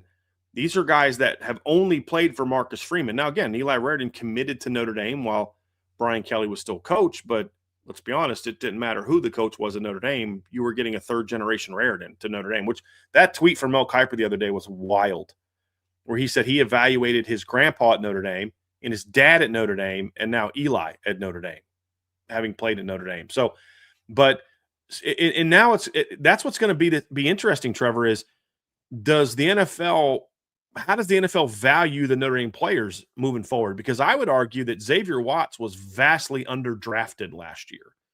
I would argue the same thing about Riley Mills, although it's a little bit more understandable because of the knee injury. But, I mean, he comes back did he even play in the regular season or did he not play until the playoffs? He played like one game in the regular season, I think. And then he has a sack in the Super Bowl. You know what I mean? It's just like Notre Dame players, I felt, have been somewhat underdrafted in recent years. Even some of the high picks. I mean, even Jeremiah Owusu-Koramoah was playing great until his injury. Kyle Hamilton's been a great player. Kyron Williams is underdrafted. There's been a lot of these. Julian Love, I would argue, has been a little underdrafted. Xavier Watts certainly underdrafted. And because I think there's still the stigma about Notre Dame players. Do they love football? Are they athletes and all these other kind of things? And so, how does this new opinion of Notre Dame, which we hear from people that, this is a more athletic team, and people are still surprised when they come to Notre Dame and they're like, boy, these guys are more athletic than we think. And I'm just like, I don't get it. But as you see more and more Notre Dame players making an impact in the NFL from a skill position standpoint, and you see Notre Dame be as dominant as they are on offense last year in certain positions, do they start getting that Notre Dame bump that you see from other programs? And that's what I'm curious about, Trev. I'm very curious to see if we start to see that. And then, of course, how does it impact recruiting if you have a bunch of offensive players, go high? So I'm excited for it. Happy for the kids. I mean, I'm still thinking about Jeremiah Love. I'm going to be watching Jeremiah Love on the most important day of his career, his football career, draft night. And just thinking about, man, this was a kid that we had commit on our show. Like we did that whole fun skit and all that. And I remember sitting there with him making his announcement. You got CJ Carr was there and Cam Williams was there, and there's all these crowd. And you're thinking boy, you're just, it's such a great moment for him, and you're happy for him. Great family. I love Jeremiah's family. A lot of respect for his dad, Jason. But it's just wild to see how quickly it goes. But it's exciting for him. But it's also big for Notre Dame. Like you want to keep pumping out big time recruits at running back, put 2 running backs into the first top 40, 50 picks in the same draft. Have the top 2 backs get picked. Say, hey, look, you may never start at Notre Dame at running back, but if you play and you're the number 2, you can still be a first round draft pick.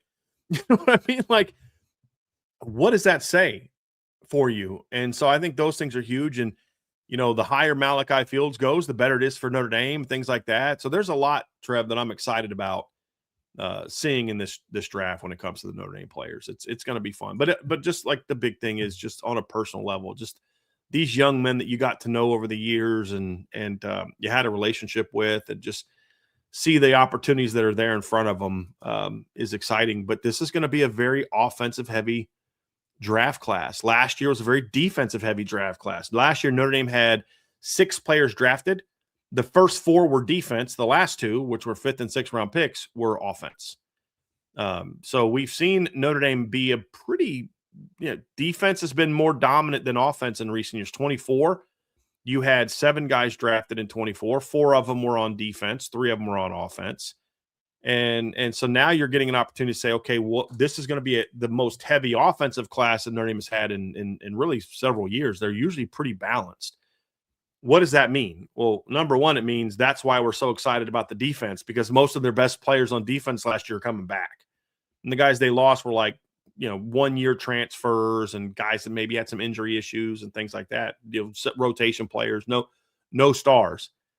And so part of it gets you excited about what the Notre Dame defense is going to be next year. But the other part is the offense is going to have some big shoes to fill this year. But you also start to appreciate, well, this is why they scored 42 points a game, and this is why they set a school record in yards per play and things like that, because this is a really dynamic draft class, and it's going to be a very offensive dominant draft class. And I'm curious to see, when I talk about the bump, Trev, we see 5 to 6 guys projected to be picked. I've seen 7 different players projected in mock drafts, but I've never seen 7 in the same draft.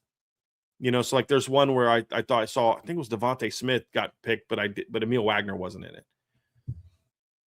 Does the Notre Dame bump, a team that's gone, 24-4 the last 2 years, do some of those guys at the bottom get the benefit of the doubt? Does somebody take a flyer on a Gabriel Rubio who's played in some big time games? Do they take a flyer on a Devontae Smith, a Will Pauling who was a physical freak, Devontae Smith with the 43-inch vertical and an elite broad jump and had a pretty good pro day? Do they take a flyer on Jalen Stroman and guys like that, because they're like, well, man, Notre Dame is a really talented team, and this guy was a part of that? I'm curious to see how that goes. Day 3 for Notre Dame is going to be very interesting. Very interesting.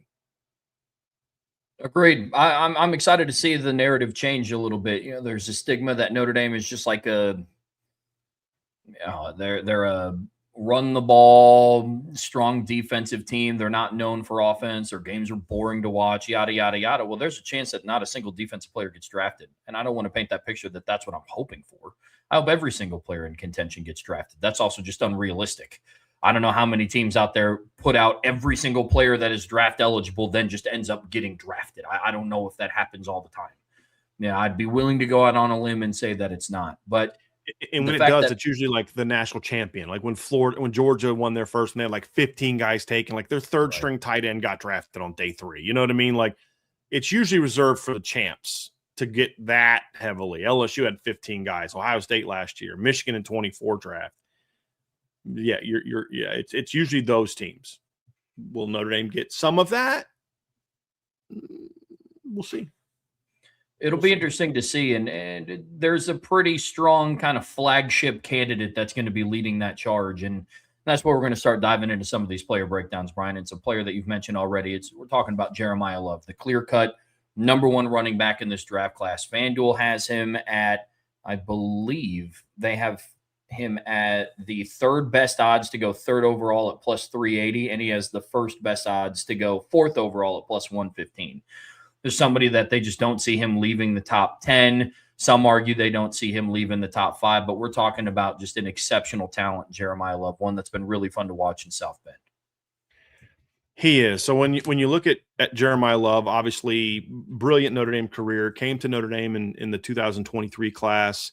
Was a guy that we had high expectations for. He was a 4.5-star recruit for me. That's a top 50 grade at the time, 5-star upside. The thing with Jeremiah was he was an elite athlete, but the question was, did he have the natural running back skills yet? Because as a junior, which is, a lot of what we saw to make the initial grade on him, the elite athleticism was there. He could play corner, he could play receiver, he could play running back, but he was just getting by on being a great athlete. Early in his senior year, we saw some improvement in sort of the running back skills, the vision, the patience, the reading, things like that, footwork, things like that. But it wasn't really till kind of like the end of his senior year that you really started to see Jeremiah Love start to look like, okay, now he looks like a natural running back. And we saw, him perform. And we also saw something in Jeremiah Love's end of Jeremiah Love's career in 2023, where it was very clear that he was going to be a clutch football player as well. And I'm trying to find the statistics, but the most yards he ever rushed for in his career was in the state title game as a senior. He rushed for, if I remember correctly, almost 1,000 yards in the playoffs that year. And that kind of tells you a little bit of something, Trev, about the kind of player he was, where we saw Jeremiah Love really play big in some big moments in his career. And he showed that in high school. He rushed for 1,291 yards as a senior in 2022, but he averaged 9.2 yards per carry and 22 touchdowns. And that was, he was 996 yards, 10.5 yards per carry as a sophomore. Last 2 years, he had 9.7 yards per carry. I think that tells you a little bit of something about, he might be a big-time player when he gets to Notre Dame. You know what I mean? Like, he was really just a truly dominant player in high school. Comes to Notre Dame as a true freshman, has a good first season, shows some flashes. And again, well, I would argue, Trev, that the best game he played as a true freshman was against Ohio State. It's the best he looked as a freshman, I believe. Yeah, at times, though, he was like a little bit impatient, got downhill a little bit too fast, but he was still second on the team in rushing yards that year, 385, 5.4 yards per carry. Like I said, had in the win over Ohio State, had 57 yards on only 8 carries, 7.1 yards per carry that game, and comes out in 2024, and right away I felt showed, okay, he's developed as a back. You just think of that touchdown run he had against Texas A&M where he was patient, let the blocks develop, sees the crease, and then just splits it. That requires great explosiveness, but that required footwork, staying on your track, being patient, reading the second-level defenders and things along those lines. And one thing that's interesting about Jeremiah, and I'm sure NFL scouts know this, under Dylan McCullough, he was taught to read first and second level on reads. Normally, backs will only read one level. On zone, it's usually the first level. You're reading your key. On duo, a lot of times, it's the second level. You're reading the linebacker. He was taught both, and that's a big reason why him and Jadarian both were taught both. And that's a big reason why you saw some of the cuts that they would make in space. You're like, how did he see that guy? Well, they were taught that under Dylan McCullough. And then so he shows the flashes in 24, Trev. Still disappointed that we didn't get to see him at his best in the postseason. He was really starting to find his groove late in the season. If you go back and look at 2024, he only rushed for 100 yards once in the first 7 games. And that was against Purdue. And then he goes for 102 against Navy, only goes for 19 yards against Florida State. Against Virginia, he is when he really caught fire. He went for 137 yards in that game. He had 7 carries for 130 yards and 2 touchdowns against Navy. And then against USC, he rushes for 99 yards and a touchdown, but he only carried the ball twice in the second half because he got hurt. And then he comes out in the postseason game against Indiana, goes only 8 carries, but he goes for 108 yards.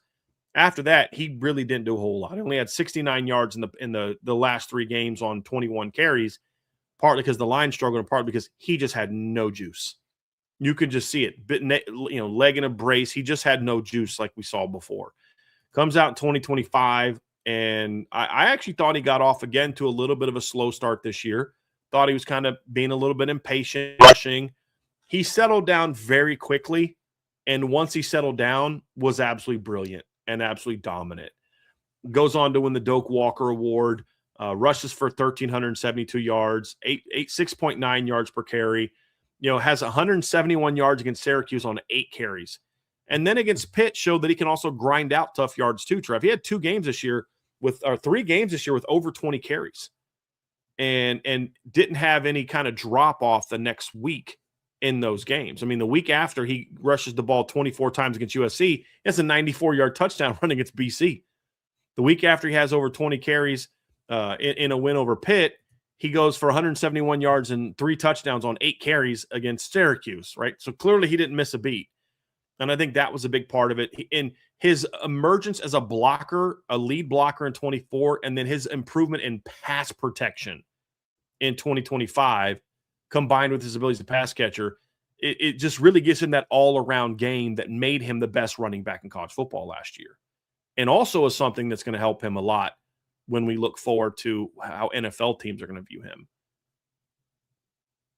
Yeah, he has all the talent that you want out of a running back that's moving up to the next level. And, you hear the comparisons drawn out between, Bijan Robinson and Jahmyr Gibbs. Here's the thing, guys. When I hear about comparisons, I don't mean this is a copy-paste version of that player. I think that's a misconception when people talk about comps. Like, who is this player like? It's called a comparison. It's not called identical. And so it's when you compare it, he's a little bit faster than what Bijan Robinson isn't as fast as what Jahmyr Gibbs is if you're just looking at 40-yard dash times. But D'Angelo Pons ran like a 4.29 or whatever unofficial at his pro day, and he did not catch Jeremiah Love, who ran like a 4.37. So we could talk 40 times all day.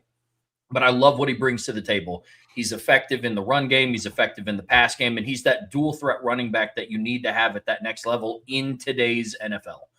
The days of having a LaDainian Tomlinson and a Tiki Barber, by and large, where they're just your workhorse running backs that are getting 25 to 30 carries a game, that's gone outside of like Derrick Henry and Christian McCaffrey, who touches the ball like 32 times a game.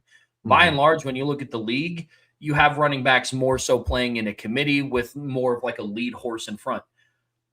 Bijan Robinson plays in a rotation with Tyler Algier. Jahmyr Gibbs the last couple of seasons has played in a rotation with David Montgomery, but those two guys have been the lead guys in those situations. So that's what I see Jeremiah Love bringing to the table, whoever takes him. He has a skill set where you can flex him out. You can line him up in the slot. He's grown as a pass catcher. There's a reason why he started to be on the field during third downs this past season. I like what he brings to the table for any organization that drafts him. When you look at his NFL projection and you look at his talent evaluation, Trevor, obviously, do you have the explosiveness and the speed to translate to the next level? Can you be the big-time playmaker at the next level that you were in college? Jeremiah Love certainly has that. Do you have the size and physicality to take the punishment in the National Football League? I think he does have that. We've seen games, even in the playoffs, I think he kind of showed some of that toughness. Think of the Penn State game. Not just the 2-yard run that was impressive, but just the physical downhill runs that he had early in the third quarter to kind of spark the offense after they struggled in the first half of that game. Back-to-back runs where he just puts his shoulder down and just hammers people. Now, I think he can bring that to the table. And then you talk about his combine, Trev. He runs a 4.36 at the combine. But the thing is, he didn't lose weight to do that. He was 212 pounds. He actually kind of had a little bit more weight on him than normal when he ran that 40 time. And it was big and thick and strong. And I think that was an important thing. Like, you didn't want to see him getting down to 204 and run a 4.36. You wanted to see him looking like the dude he was going to be when he shows up to play running back for you. And that was smart by whoever his training staff was, is like, hey, look, man, we're going to get you powerful, not small. We're not going to have you lose weight, cut weight to run fast. We're going to get you powerful. We're going to get you explosive. And I think that was a big part of it. But when you also look at the NFL projection, Trevor, if you're going to pay a lot of money to a running back, which if you're drafting a running back in the top 5 to 7, he better be a guy that you don't have to take off the field.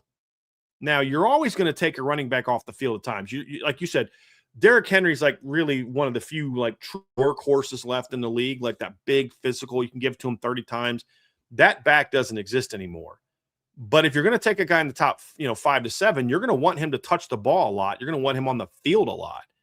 And when you look at some of the backs that have gone high in recent years, that's kind of what we're seeing. I mean, the Atlanta Falcons aren't like, hey, let's be careful with Bijan because we don't want him to wear down. They're like, no, he's our dude. Like, he's got to carry the football. Jonathan Taylor is another one of those guys. I should throw him into that conversation too, Trev, because he's obviously been a workhorse for them. But, Bijan carried the ball 287 times last year, Trev, and also caught the ball 79 times. Like, he's going to touch the ball a lot. Jonathan Taylor last year, over 300 touches. Christian McCaffrey, over 300 touches. James Cook, over 300 touches. Derrick Henry, over 300 touches. Derrick Henry, over 300 touches. Saquon Barkley's over 300 touches a season. Can Jeremiah Love be that? He better be if you're going to take him in the top 10. And that's what I think his junior season really showed, is that you don't have to ever take him off the field other than just we're going to keep him fresh because he has to, you don't leave him on the field for 70 snaps. That's a big thing. That's obviously a lot of snaps for an NFL game, but you get the point that I'm making here. He can stay in and pass pro and pass block. He can stay in and catch the ball out of the backfield and then do something with it when he does catch the ball. You can do things. He can impact the pass game as a check down guy, and he can impact the pass game as a route runner, either out of the backfield or, as you mentioned, lining him up outside. If you're going to put him 235-pound middle linebacker on him in an empty look, he can win with his route running and his ball catching skills. And then, of course, he can be a first down, second down, every down runner. Those are big things about him, Trev. The one thing that he's going to have to improve upon, and I wonder how being at Notre Dame is going to help him in that regard, because he didn't run behind a bunch of clean holes all the time, is he's got to be more willing to it's okay to just get 3. And that's something that the one criticism we had of Jeremiah that was somewhat consistent in his career was, because he's a home run hitter, a lot of times he was always looking to hit the home run. And what he'll have to learn in the NFL is on 1st and 10, if there's only 3 there, get 3, because I don't want -2. Get your big runs within the system. When we do block it up right, that's when you go do something. And there's going to be times you got to make people miss, like he did against Navy. There was no way Jeremiah Love was getting to the line of scrimmage on his 48-yard touchdown run against Navy, because there was 3 guys coming untouched. And he had to do something with it. But sometimes, hey, look, man, we need you to get 3 on this play. And that's something that Jeremiah is going to have to show he can do. I'm not saying he's incapable of it. It's not like he lacks the skill set. It's just, it's a mindset of it's okay to just sometimes just get 3 and not always look for the home run. And there's a time and a place to look for the home run. And that's something I think Jeremiah is going to have to improve upon, is just sometimes that decision-making where it's like, dude, just hit the hole. Just get 3. You're always trying to I got to look for the bounce. I got to look for the cutback. No, bro, if the line blocks you there, we can get that. Or, the linebacker fills on duo, then you bounce that sucker out. But right now, they defended it well. Don't make a bad play worse. That's kind of really where I'm going from on this one. That's the one thing that he'll have to improve upon. But when that's your only weakness, you can understand why some people think he's the best player in the draft. And I've said before, he's without a doubt the best offensive player in the draft. You want to debate who's a better prospect, him or Arvell Reese? We can have that debate. But there's no doubt he's the best offensive player in the draft class. And that's that every down back ability is what is why you're seeing him be in Bijan Robinson territory, not Jahmyr Gibbs territory as far as draft projection, because they were both great players and both high draft picks and made a lot of money. Bijan goes 5? Jahmyr, I think, went 12.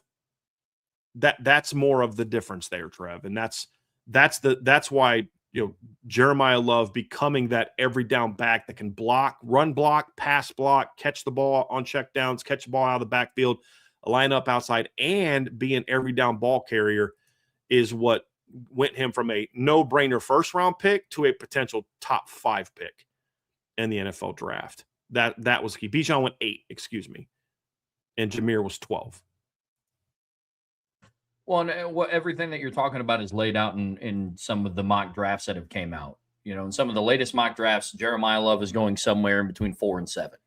He has the opportunity to be one of the highest NFL running back or the college running backs drafted since Saquon Barkley went like 2nd overall, when the Giants took him. But you look at some of the mock draft projections, Mel Kiper and then Chad Reuter of NFL.com both have him going number 4 overall to the Tennessee Titans. Bucky Brooks just released one earlier this morning. He has him going number 5 overall to the Giants. And then there's 2 guys, Dan Brugler and Jordan Reed, have him going number 7 overall to the Washington Commanders. I think all would be really solid fits for him. Very interested to see where he would be, where he ends up landing. The Giants entered the conversation somewhat late after they acquired a second, top 10 pick in the first round. It kind of gives him a little bit more wiggle room. So I'll be very interested to see where he goes, but I like the fit in a lot of those. Where they could, at 5, they could simply just take the best player. Mm-hmm. Like if there's a needed offensive tackle or defensive end or whatever, you can get a really good one at 10. If you don't take Jeremiah Love at 5, there is no other running back like him at 10 or in round 2. Love Jadarian Price, but he's not Jeremiah Love. And that's the thing is with a team like the Giants, there's now several teams that have two first-round draft picks. And the Giants having the 2 high draft picks because they're now, what are they not? They're 10, right? They got the Bengals pick at 10. Isn't that their second pick? Think of there's going to be, legit edge players on the draft available there. There's going to be corners on the board there. Potentially Caleb Downs falls that far if he gets the same kind of, but you're a safety treatment that Kyle Hamilton got in the 2022 draft. There's definitely going to be some offensive tackles available at number 10. There's a lot of things. There's going to be the best receiver in the draft might still be available at 10, depending on which mock draft you look at. There's going to be a lot of players at multiple positions you could get at 10.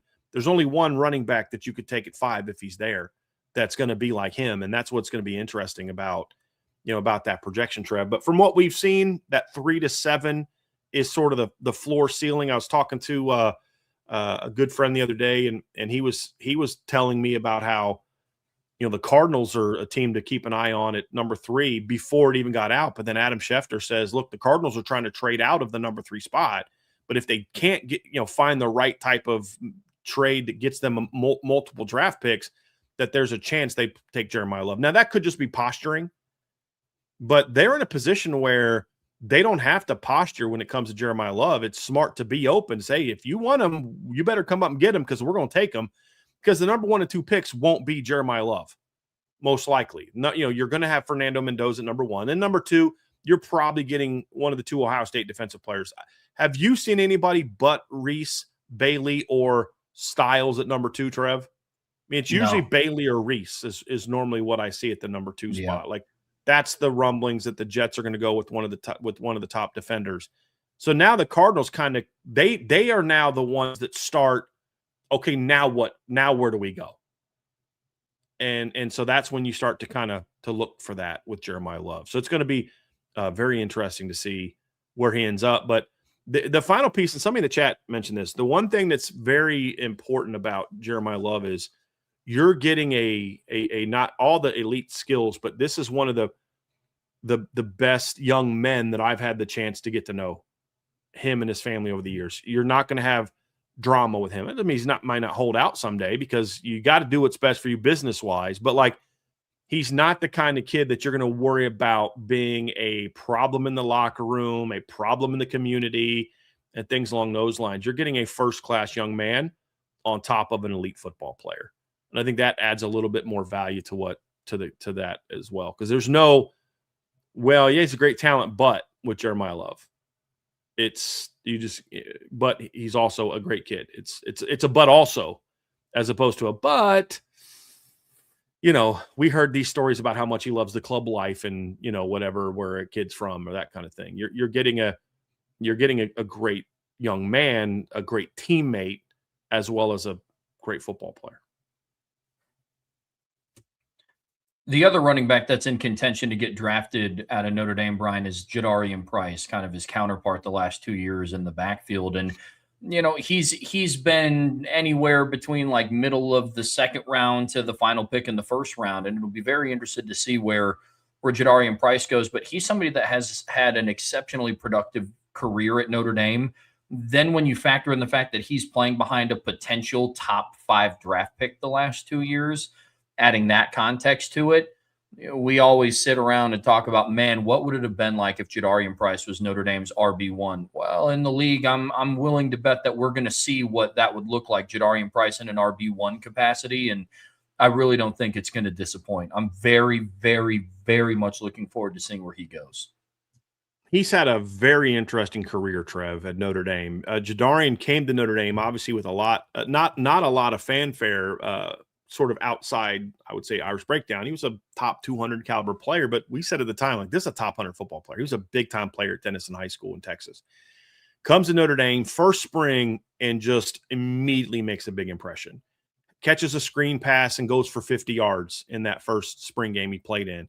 And I talked to a Notre Dame coach at the time offensive coach, who told me at the time, like, he was going to start for us had it not been for the Achilles injury. He had already beaten out, as a true freshman in one spring, Logan Diggs, Audric Estime, and Chris Tyree in his first spring. Then he misses obviously the next season. That would have been the 2022 season. Misses that season with the Achilles, comes back in 23, and now it's Audric has kind of emerged as the number one guy.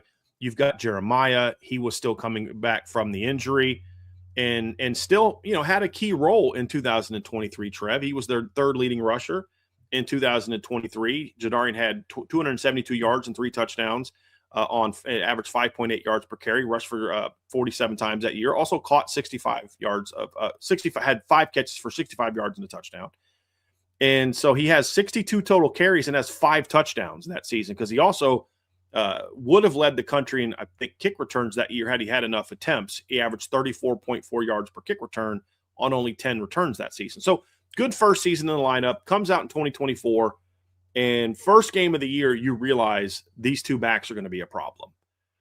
And Jadarian's the one that actually sparked Notre Dame. Jeremiah put that game away. Jadarian's the one that got Notre Dame going with that 40-plus yard touchdown run where he comes through on like a draw play. It's him and a linebacker. He makes a guy miss and then just outruns the Texas A&M defense up the sideline. He had another run that game, Trev. If you remember, he had another almost 40-yard run that got called back because of a holding penalty that happened behind him. And then the very next play after the hold, they give it to Jeremiah Love, and he goes up the sideline for a big play as well. Again, it showed these guys are going to be a problem. They're going to be a big problem. And then obviously you go out and Jadarian just has a phenomenal year for Notre Dame. I still remember the late in the first half against Purdue. Notre Dame gets a big pass play to Jaden Greathouse that gets him across midfield, but there's a penalty, so it pulls him back. It's like 1st and 20, and there's like 30 seconds left, and they're just like, we're going to run the clock out. So they run a draw play to Jadarian, who then has to back cut to make a defensive end miss 2 yards behind the line, gets in space and just kind of weaves his way around traffic, makes Dylan Theineman, a guy that's projected as a first-round draft pick, look like a FCS player. Multiple times the two backs did that to him in that game, and goes over 70 for a touchdown. And that's the kind of player that Jadarian was. Trev rushes for 746 yards that year.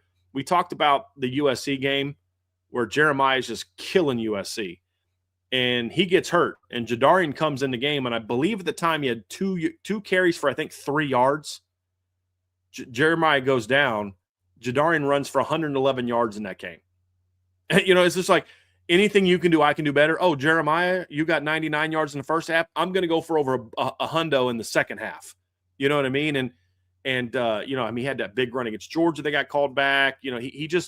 He was a guy that was a big-time playmaker for Notre Dame throughout his career, averaged 6.2 yards per carry. He was over 7, I believe, going into the postseason that year. And comes out this past season, Trev, 674 yards on 113 carries, has 5 games with 10 or more touches, averages 6 yards a carry, has 11 touchdowns on 113 carries, which means he's basically scoring once every 10 carries, which is a really impressive statistic. He only had 7 touchdowns in 2024 on 120 carries. So He was a very, very dynamic player. And then Trev had 2 touchdowns on only 12 kick returns. He only caught 6 passes this year. 2 of them went for touchdowns. So if you look at the overall production, if he touches the ball 10 times in a game, it's a guaranteed touchdown statistically. I mean, which is 1 every 3 catches went for a touchdown, 1 every 6 kick returns went for a touchdown, and 1 of 10 handoffs went for a touchdown. His vision is outstanding. His ability to jump cut is better than any running back in the country. And I'm not, no exceptions. And I said what I said, and I haven't forgotten about his teammate. Like, you know what I mean, Trev? Like, it's as good as anybody in the country. His ability to get skinny and get through the hole for Notre Dame was outstanding. But, you know, you talk about a guy that in his career, Trev, rushed for over 1,000 yards in his career, at like total, averaged over about 6 yards a carry in his career. Just looking at his total rushing numbers, Trev, 1,692 yards, 6.0 yards per carry, had 280 touches, 21 touchdowns, had 15 catches for 162 yards and 3 touchdowns as an offensive player. Also added 794 yards on 22 kick returns. He only returned 22 kicks in his career, Trev. 3 of them went for touchdowns. So you're talking about a guy that's got over 2,600 all-purpose yards. This is not a guy you're projecting, I hope he can be a good player based on testing numbers or whatever. This is a guy with a proven track record in college that can do a lot of different things. And the thing about his kick returns is they were all clutch. If you think of his first kick return for a touchdown against USC in 2023, USC had just scored to make it 31-20. Zechariah Branch had just taken a punt back 60 yards. USC punches it in the end zone after he got caught by Notre Dame's punter. I just love saying that Zechariah Branch got caught by Bryce McFadden. But they end up scoring, and USC's got a little bit of momentum. Trev, the offense had finally kind of got rolling. Jadarian takes the next kick back for a touchdown. 2 years later, playing USC again, to another game, because remember, that was a game, that was 2 ranked teams playing in that game. Fast forward 2 years, at home against USC. Once again, USC has got some momentum going. They had just scored to make it, I think, 24-21, correct? Jadarian takes the ensuing kickoff back 100 yards for a touchdown. And Notre Dame doesn't look back. USC is, no team is happier that Jadarian Price is gone from Notre Dame than USC. Think about it. He had 2 90-plus yard kick returns and a 100-yard rushing performance against USC. You know, and it just speaks to the one thing that I love about these 2 players, Trevor, is they are not just talented and athletic and productive. They've had big moments in big games as well. And I think that's something that you have to take into consideration when you're evaluating these 2 running backs is, you know, and by the way, against USC this year, Jadarian also rushed for 13 times for 87 yards and a touchdown. Against Texas A&M, 12 carries for 68 yards. I mean, if you want to be real about it, let's be honest about something, Trev. He was more effective in the quote-unquote big games this year than even Jeremiah was if you look at it from each of the games. Now, Jeremiah against USC alone was unbelievable. He was good against Texas A&M as a runner, really good as an all-around player.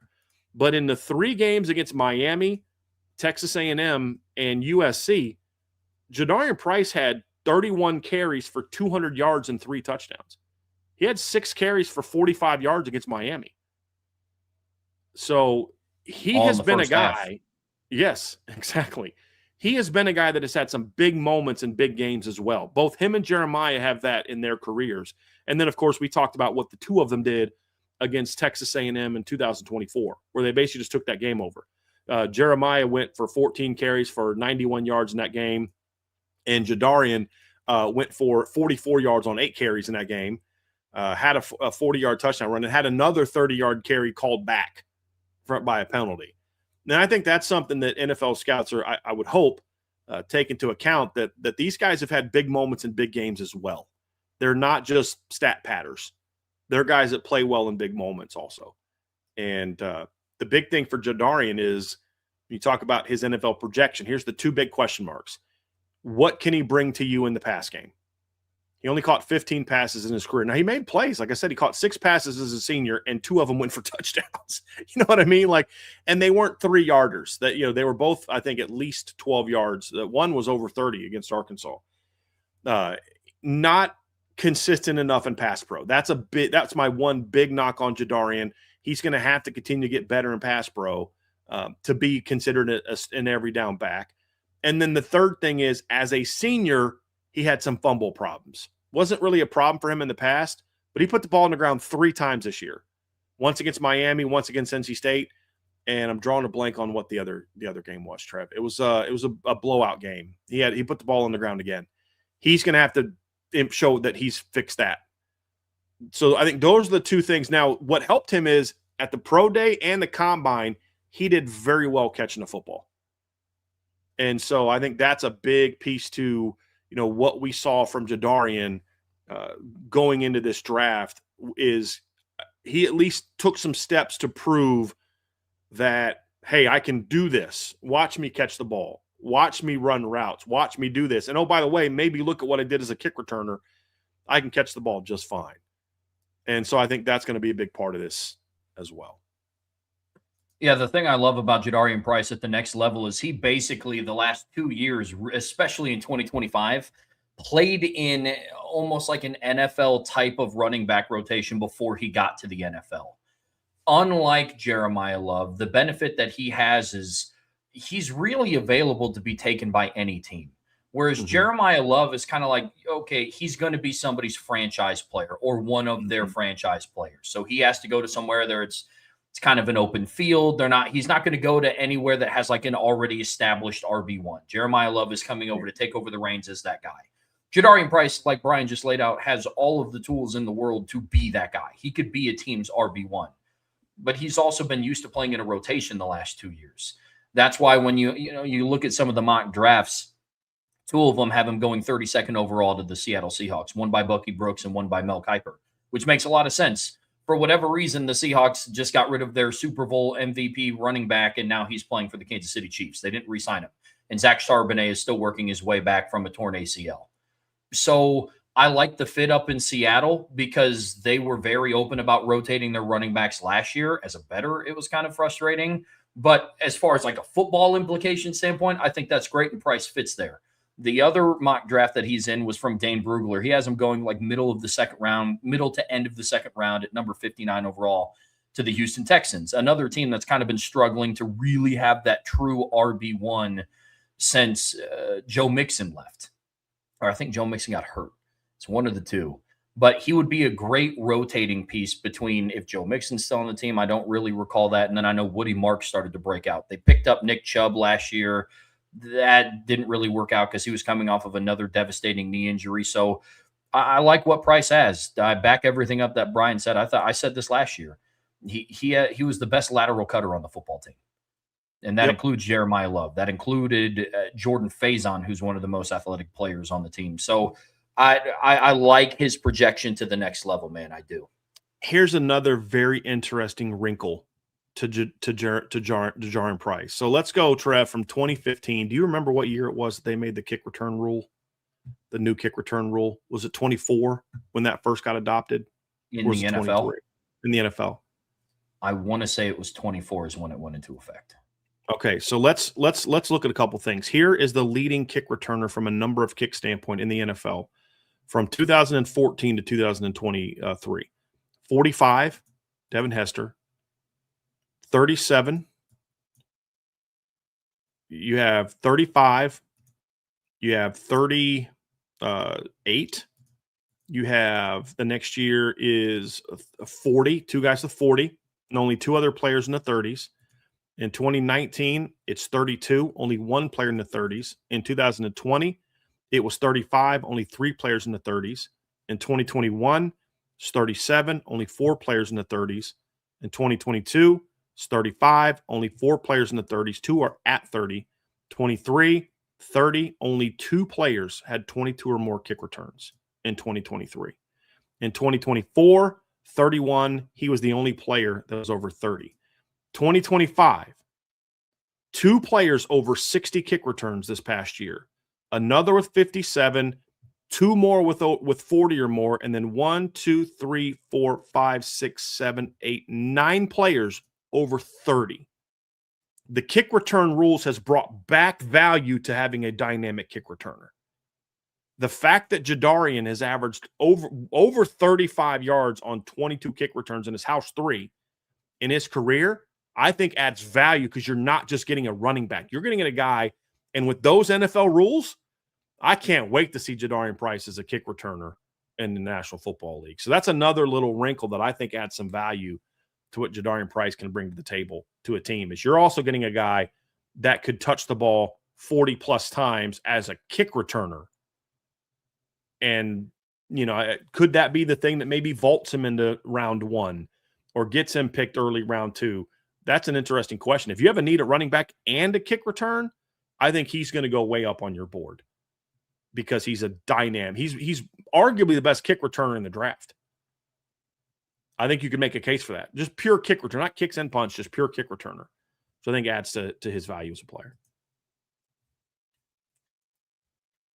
Brian, the next player that we're going to talk about here is Malachi Fields, another player that he transferred in from Virginia, played his final year of eligibility at Notre Dame. A lot left to be desired. I don't think that was his fault. It's just you and I have talked before on shows, backline, about how excited we were to see him play in the postseason. But that's neither here nor there. We're talking about the 2026 NFL Draft, and what we do know is he is one of the more productive wide receivers in the entire 2026 NFL Draft class.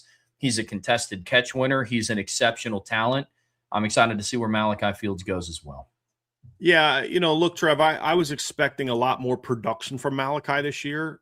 I just thought with the run game being what it was and with the pass game being what it was, that we would just see him really put up some big numbers, and he really didn't do that. And when you break down the film, you realize, I think what you'll find is, and we started to see this early in the draft process, is as teams started to, like, he had a very interesting draft cycle. As teams started, he wasn't real high coming into it. As scouts started to look at his film and like, okay, forget the production. Look at what he looked like on film. He's getting open. He's a great contested catch player, big time blocker, all these type of things.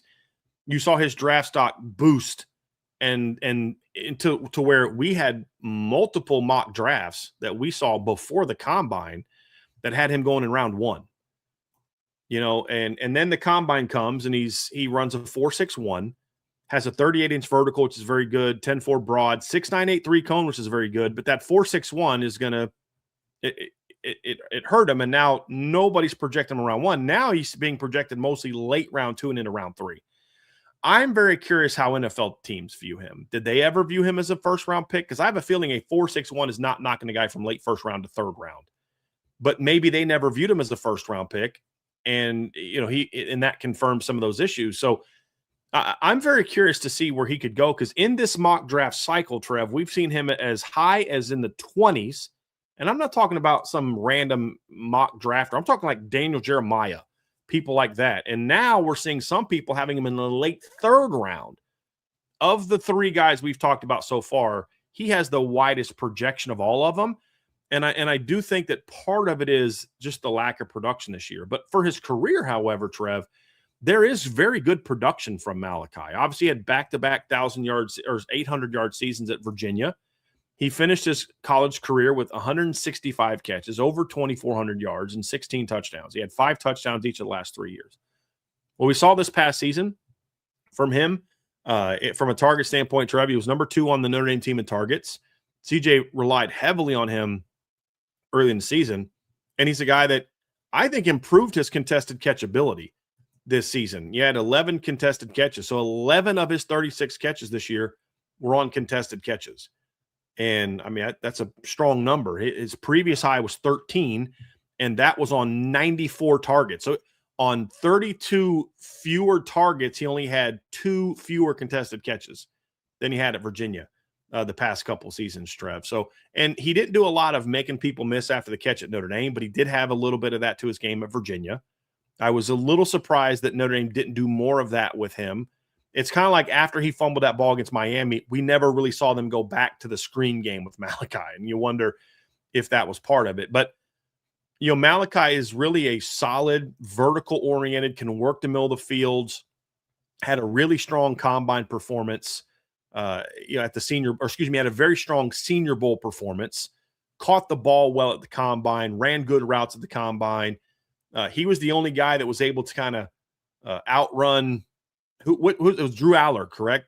He was the only guy that really outran Drew Aller on a deep ball. I think outside of the 40-yard dash, he's had a really good offseason, in my opinion. Really good at the Senior Bowl, strong senior season on film. Numbers weren't great, but the overall career numbers at Notre Dame were good. And he's another guy that you're getting someone who's going to check out as you're not getting a problem. You're getting a hard worker. I mean, the guy went to Virginia and Notre Dame. He's clearly smart. You know what I mean? It's not like he spent a year at Notre Dame after spending 4 years at, Georgia, where they have a sub 50% graduation rate. He went to the University of Virginia and the University of Notre Dame. And so really talented player, clutch player. And I think we would have seen him really ramp up in the postseason if Notre Dame would have made it. The other thing is his production got hurt when Jaden Greathouse went out. Teams defended him very differently after the first 4 games than they did in the first 4 games. And his production, you saw it reflected in that. He's also another guy, Trev, that I thought had some big moments in the biggest games. He obviously had to fumble against Miami, but then he had that tremendous contested catch to set up a touchdown. He had 5 catches for 77 yards against Texas A&M. In that game as well, Trev. He had 4 catches for 97 yards against Navy. Goes on the road against Pitt, battle of ranked opponents, 7 catches for 99 yards, 2 touchdowns. So outside of USC, where Notre Dame just didn't really run the ball, he was pretty good in all their big games as well.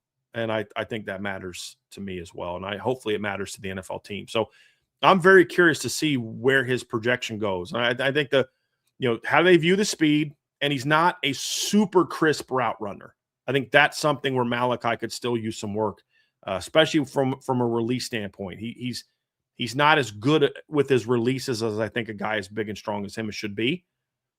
And I wonder if that maybe is something that you're going to pick apart a little bit as well. Because when you're talking about day 1, day 2 draft picks, Trev, you're investing a lot of money in these guys. So you nitpick some of those little things. Does his size, strength, playmaking ability, leadership, character, and the fact that I think he actually plays faster than people give him credit for. Is that enough for him to stay in that high day 2? We're going to see. Notre Dame hasn't had a guy drafted in the second round since Chase Claypool in 2020. So it'd be nice to have Notre Dame have a day 2 pick. And it'd be even better if it was in the first half of day 2. Or, somehow sneaks in the end of the first round. But we're not draft experts, and I don't have any draft connections, so I don't know if anybody views him that way. But the people that do talk to scouts and make their mock drafts off of it, nobody's talking about him in late round 1 of this draft. So we'll see how it all pans out for him. But Malachi had a very successful 1 year at Notre Dame, and now we're going to see where he goes in the upcoming draft, Trev. What are your thoughts on Malachi Fields? Yeah, man, I'm very interested to see where he ends up going. I think he's a day 2 pick, and through his career and his production and all of those things, I think he solidified himself in day 2.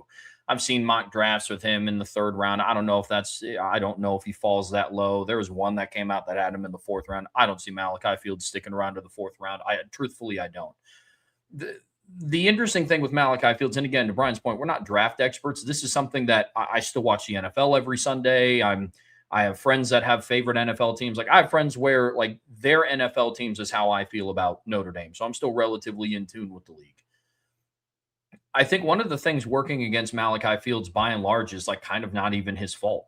His style of play as receiver is kind of phasing out of the NFL right now, which is interesting. Some of the best receivers in the league are 6'2" and under. They're very crisp route runners. They're great after the catch. And the need for, by and large, there's always exceptions, but the need for that big-bodied 6'4" boundary contested catch winner, that's now kind of shifted to like the responsibilities of like a tight end. You look at some of the best players in the league. Jackson Smith-Njigba is barely 6 foot. Puka Nacua is 6'2". Jamar Chase is barely 6 foot. Amon-Ra St. Brown is like 5'11", 5'10".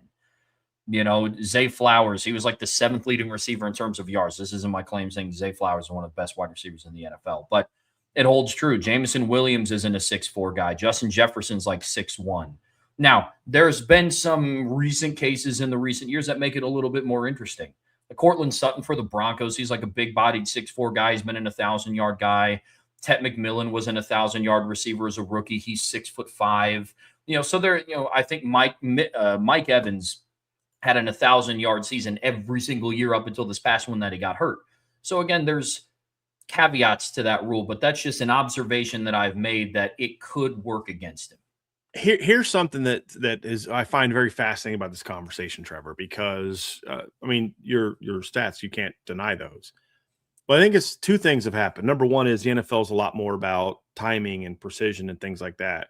Number two, I think the other part of it too is a lot of teams are using their tight ends for as we see more movement tight ends, flex tight ends. You're seeing those guys play a lot of the roles that a lot of the bigger receivers have had. Now, my question is, are they doing that because of the emergence of tight end? Or, and I believe this to be true, we're not seeing as college football produces many of those players. And so the NFL has had to adapt to a different type of receiver because the number of 6'4" guys is just not there anymore from where we used to see. I wonder, or is it just kind of a combination of all factors to where we used to see a bunch of 6'4" guys coming in the NFL? Well, we're not seeing that as much anymore. There's just not a lot of those guys in college football. Like, who are the big receivers in college football? Well, one guy that's getting a lot of love and getting a lot of is Denzel Boston, who's a 6'4" guy in this draft. So I wonder, what are the different reasons for that? And is it something where it is intentional because of the scheme, which I think part of it is true, but as with a lot of things, eventually it comes back. And I think the other part of it is, what are you viewing him as? If you're viewing him as a number one go-to guy, then the statistics you talk about are very important. But if you're talking about him being a day two guy, he's not necessarily a number one. He's more of your number two. And then it's like, okay, well, do we want that complimentary big guy to go with that? And so it's like, do we take a tight end here, or do we take an X here, a boundary guy here? And I think that's the fascinating thing is this. I think the evolution of the tight end position to some degree is combined with the fact that we're just not seeing as many of these guys coming out of college football are factors to why the reality of what you said is true. And so, does that mean guys like this aren't valued? Or, Trev, is it more about, well, we just don't put a lot on it because there's just not as many of those guys anymore? So if they're not valued, then it hurts him. If it's because there's just not as many, then that doesn't hurt him, because if he's there, they'll take him. And so you've seen some of these second round guys like him not pan out. You think of Keon Coleman. I think that's something as well too, because NFL teams look at trends. Michael Pittman was a bigger guy that came out a couple of years ago. He's been pretty good, when he's been healthy. So that's what makes all these things fascinating, because the NFL is very much a trends league, a copycat league, and now everyone's trying to find the next Cooper Kupp, and that's Puka Nacua and all these other type of guys. And then some team's going to draft a 6'4" guy here soon, and he's going to go dominate. But even some of the high draft picks that we've seen come out, Trev, that are bigger guys have been good, but they haven't been maybe as dominant as teams would like.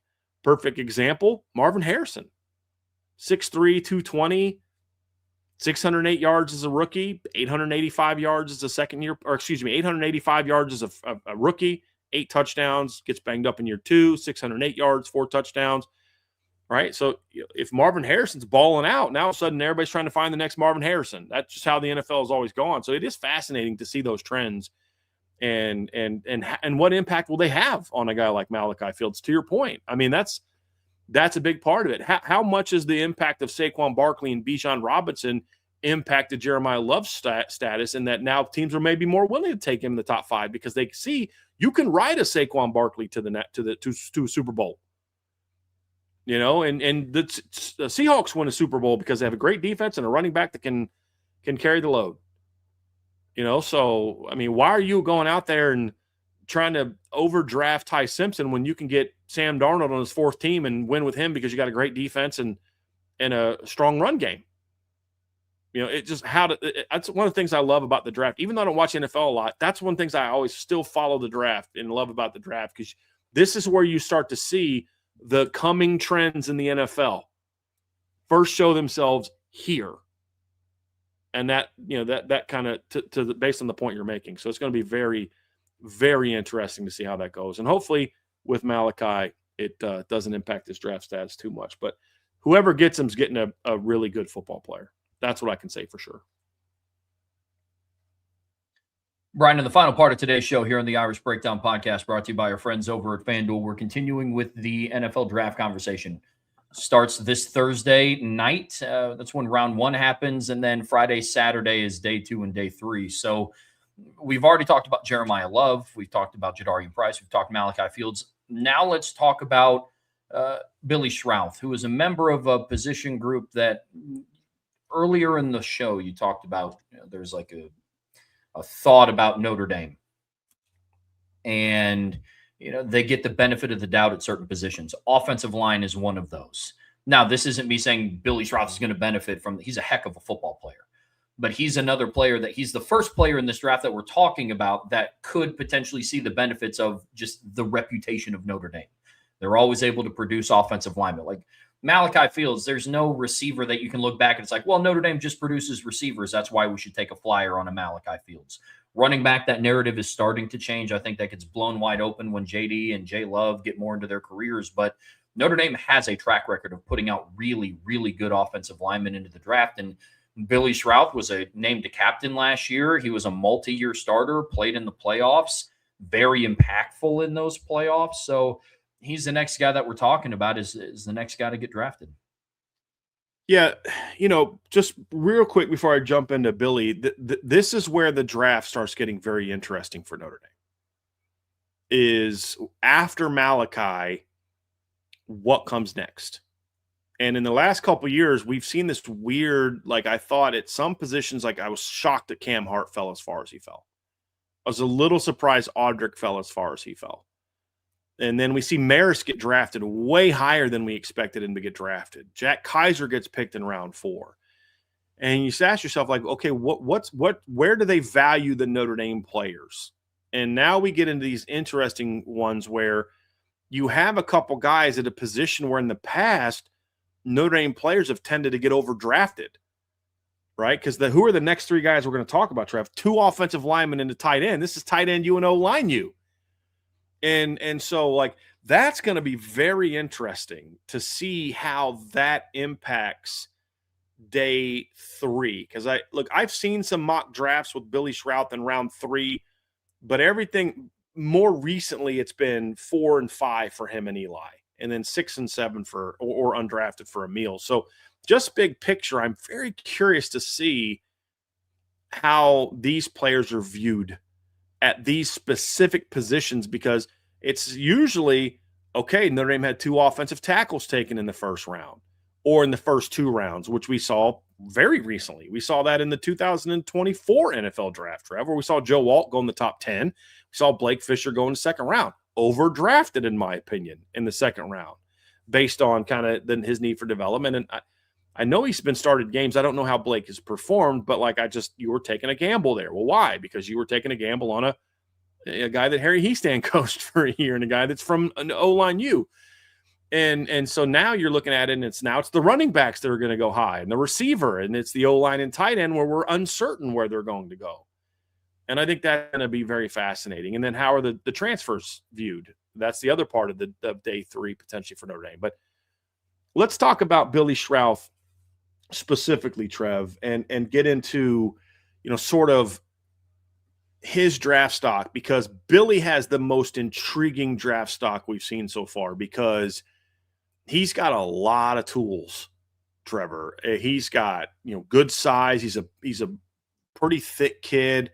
He's a pretty quality athlete when he's been healthy. I mean, we saw him going through bag drills. We've seen him be really athletic in pass pro. Kid that came to Notre Dame as a top 100 recruit. Is a guy that we thought should have been on the field a lot earlier in 2023. When they put him in, the run game just takes off the next 3 games with him and Ashton Craig. He's expected to be that guy for them the next year. He's at right tackle. He starts well. Then he gets hurt, comes back, struggles early, gets better in the postseason. That's that really weird Penn State game where he was kind of, if you're an NFL scout and you watch the first half of Billy Schrauth and you're like, I don't know about this guy. And you're like, just stick it out. Just watch the whole game. And then you see the second half, you're like, dude, this is a pretty good football player. You know, it's like just that kind of schizophrenic up and down we saw from him. And he's playing on an injured leg. Comes out this year. He's healthy early. And he's their best offensive lineman from the start of the season to when he got hurt. I don't think that's debatable. There may have been games where this guy was better than him, but as far as just the consistency from him, he was an outstanding football player and was Notre Dame's best offensive lineman. And in my opinion, and he's a team captain, which I think showed a lot about his physical or his emotional and mental maturity during his tenure at Notre Dame. And so he plays 436 snaps this past year, according to Pro Football Focus, and gives up 2 pressures all season. No hits on the quarterback, no sacks. And in the last 2 years at Notre Dame, Billy Schrauth played 1,136 snaps, and he played 603 pass rush snaps. And in those 603 pass rush snaps, he gave up a total of 10 pressures and only 1 sack or hit on the quarterback. Just one. That's it. No hits, gave up 1 sack. And that sack happened last year against USC. That's it. So you're talking about a guard that is a pass blocker first, run blocker second, whose run blocking got a lot better in his final year. He was much better in the run game. And the USC game was a clinic for him in the run game. But a guy that, in my opinion, is an elite interior pass blocker and was a second-team All-American, I think, on either AP or one of those major ones, despite only playing 7 games, which tells you how good his pass play was. So all pass pro big time, developed a good run blocker, good size, captain at Notre Dame, got his degree from Notre Dame. All those things look great. But there's one big problem that I think is dragging his NFL status down, and that is the fact that he's never played a full season. Well, let me rephrase. He's never played a full season as a starter. He played a full season in 2023, but he was a backup and only started the last 3 games. Last year, he only played 12 games in 2024, and this year only played, 7 games. Got hurt in the 7th game, which was, by the way, his best game of the season for him. So he misses 5 games this year, missed 4 games the year before, 9 missed games in the last 2 years, both lower body injuries. I think that's the big question mark about Billy Schrauth. Wasn't able to perform fully at the combine, wasn't able to perform fully at the pro day because he's coming back from it. Does the injury concerns weigh more on NFL teams than the film? Because the film the last 2 years is pretty good at a lot of the time, really good a decent amount of the time. And the time it's not good is his first few games back from an injury, which I think they'll take into account. So I'm very curious to see how his injury history impacts where he goes. We saw that with Riley Mills last year. The knee injury dropped him from what I believe would have been a late day 2 pick to 5th round. How does it impact Billy Schrauth? That's really the only big question mark for him because there's a lot of good tape of Billy Schrauth. Here's the benefit of Billy Schrauth, and I agree with everything that you said.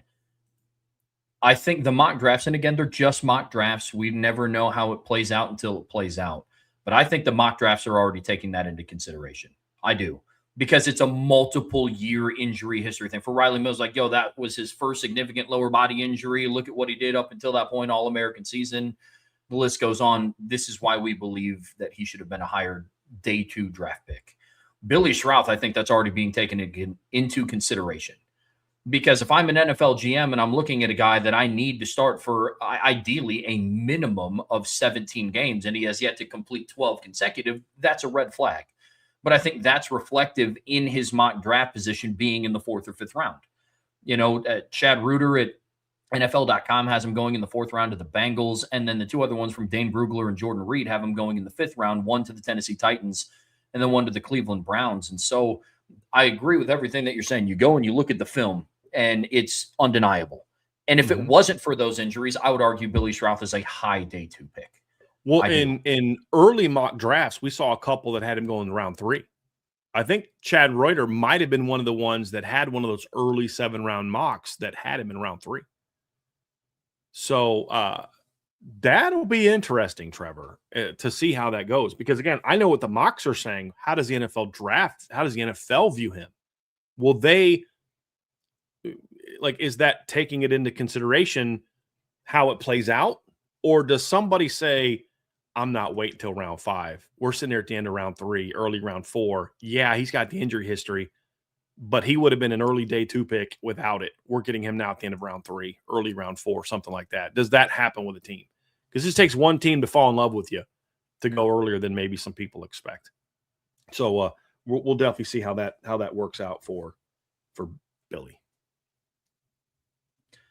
Next player that we're getting ready to talk about here, again, from tight end U, we're going to start breaking down Eli Raridan, and he's somebody who he's very familiar with the injury history discussion, unfortunately. But the fortunate part about that is he stacked together 2 back-to-back healthy seasons. He was available and played in, I believe, all 16 games in 2024. And then he started every game at tight end for Notre Dame in 2025 and obviously would have went on to do so in the postseason. He is somebody with ties to Notre Dame, ties to the next level. I know you talked about the tweet that Mel Kiper put out about how he evaluated his grandfather, his dad, and now Eli, which is a really cool story. So yes, we're talking about somebody that has the backing of tight end U. And even though that he didn't, still shockingly, it's weird to speak this out into existence, didn't score a receiving touchdown in 2025, was still very much an impactful playmaker and was their leading receiver through 2 games, leading pass catcher through 2 games. He's somebody whose skill set fits at the next level, but it's just about the where he goes, not an if. And that's what I'm curious about with Eli Raridan. Yeah, the one thing we can say confidently, Trev, is he will continue their tight end tradition, which goes back to the late 90s where the Notre Dame starting tight end gets drafted. That's been true since I think the last year was either 97 or 98 where the starting tight end didn't get drafted. It's been a long time. It's around your birth. It was one of those seasons of near your birth.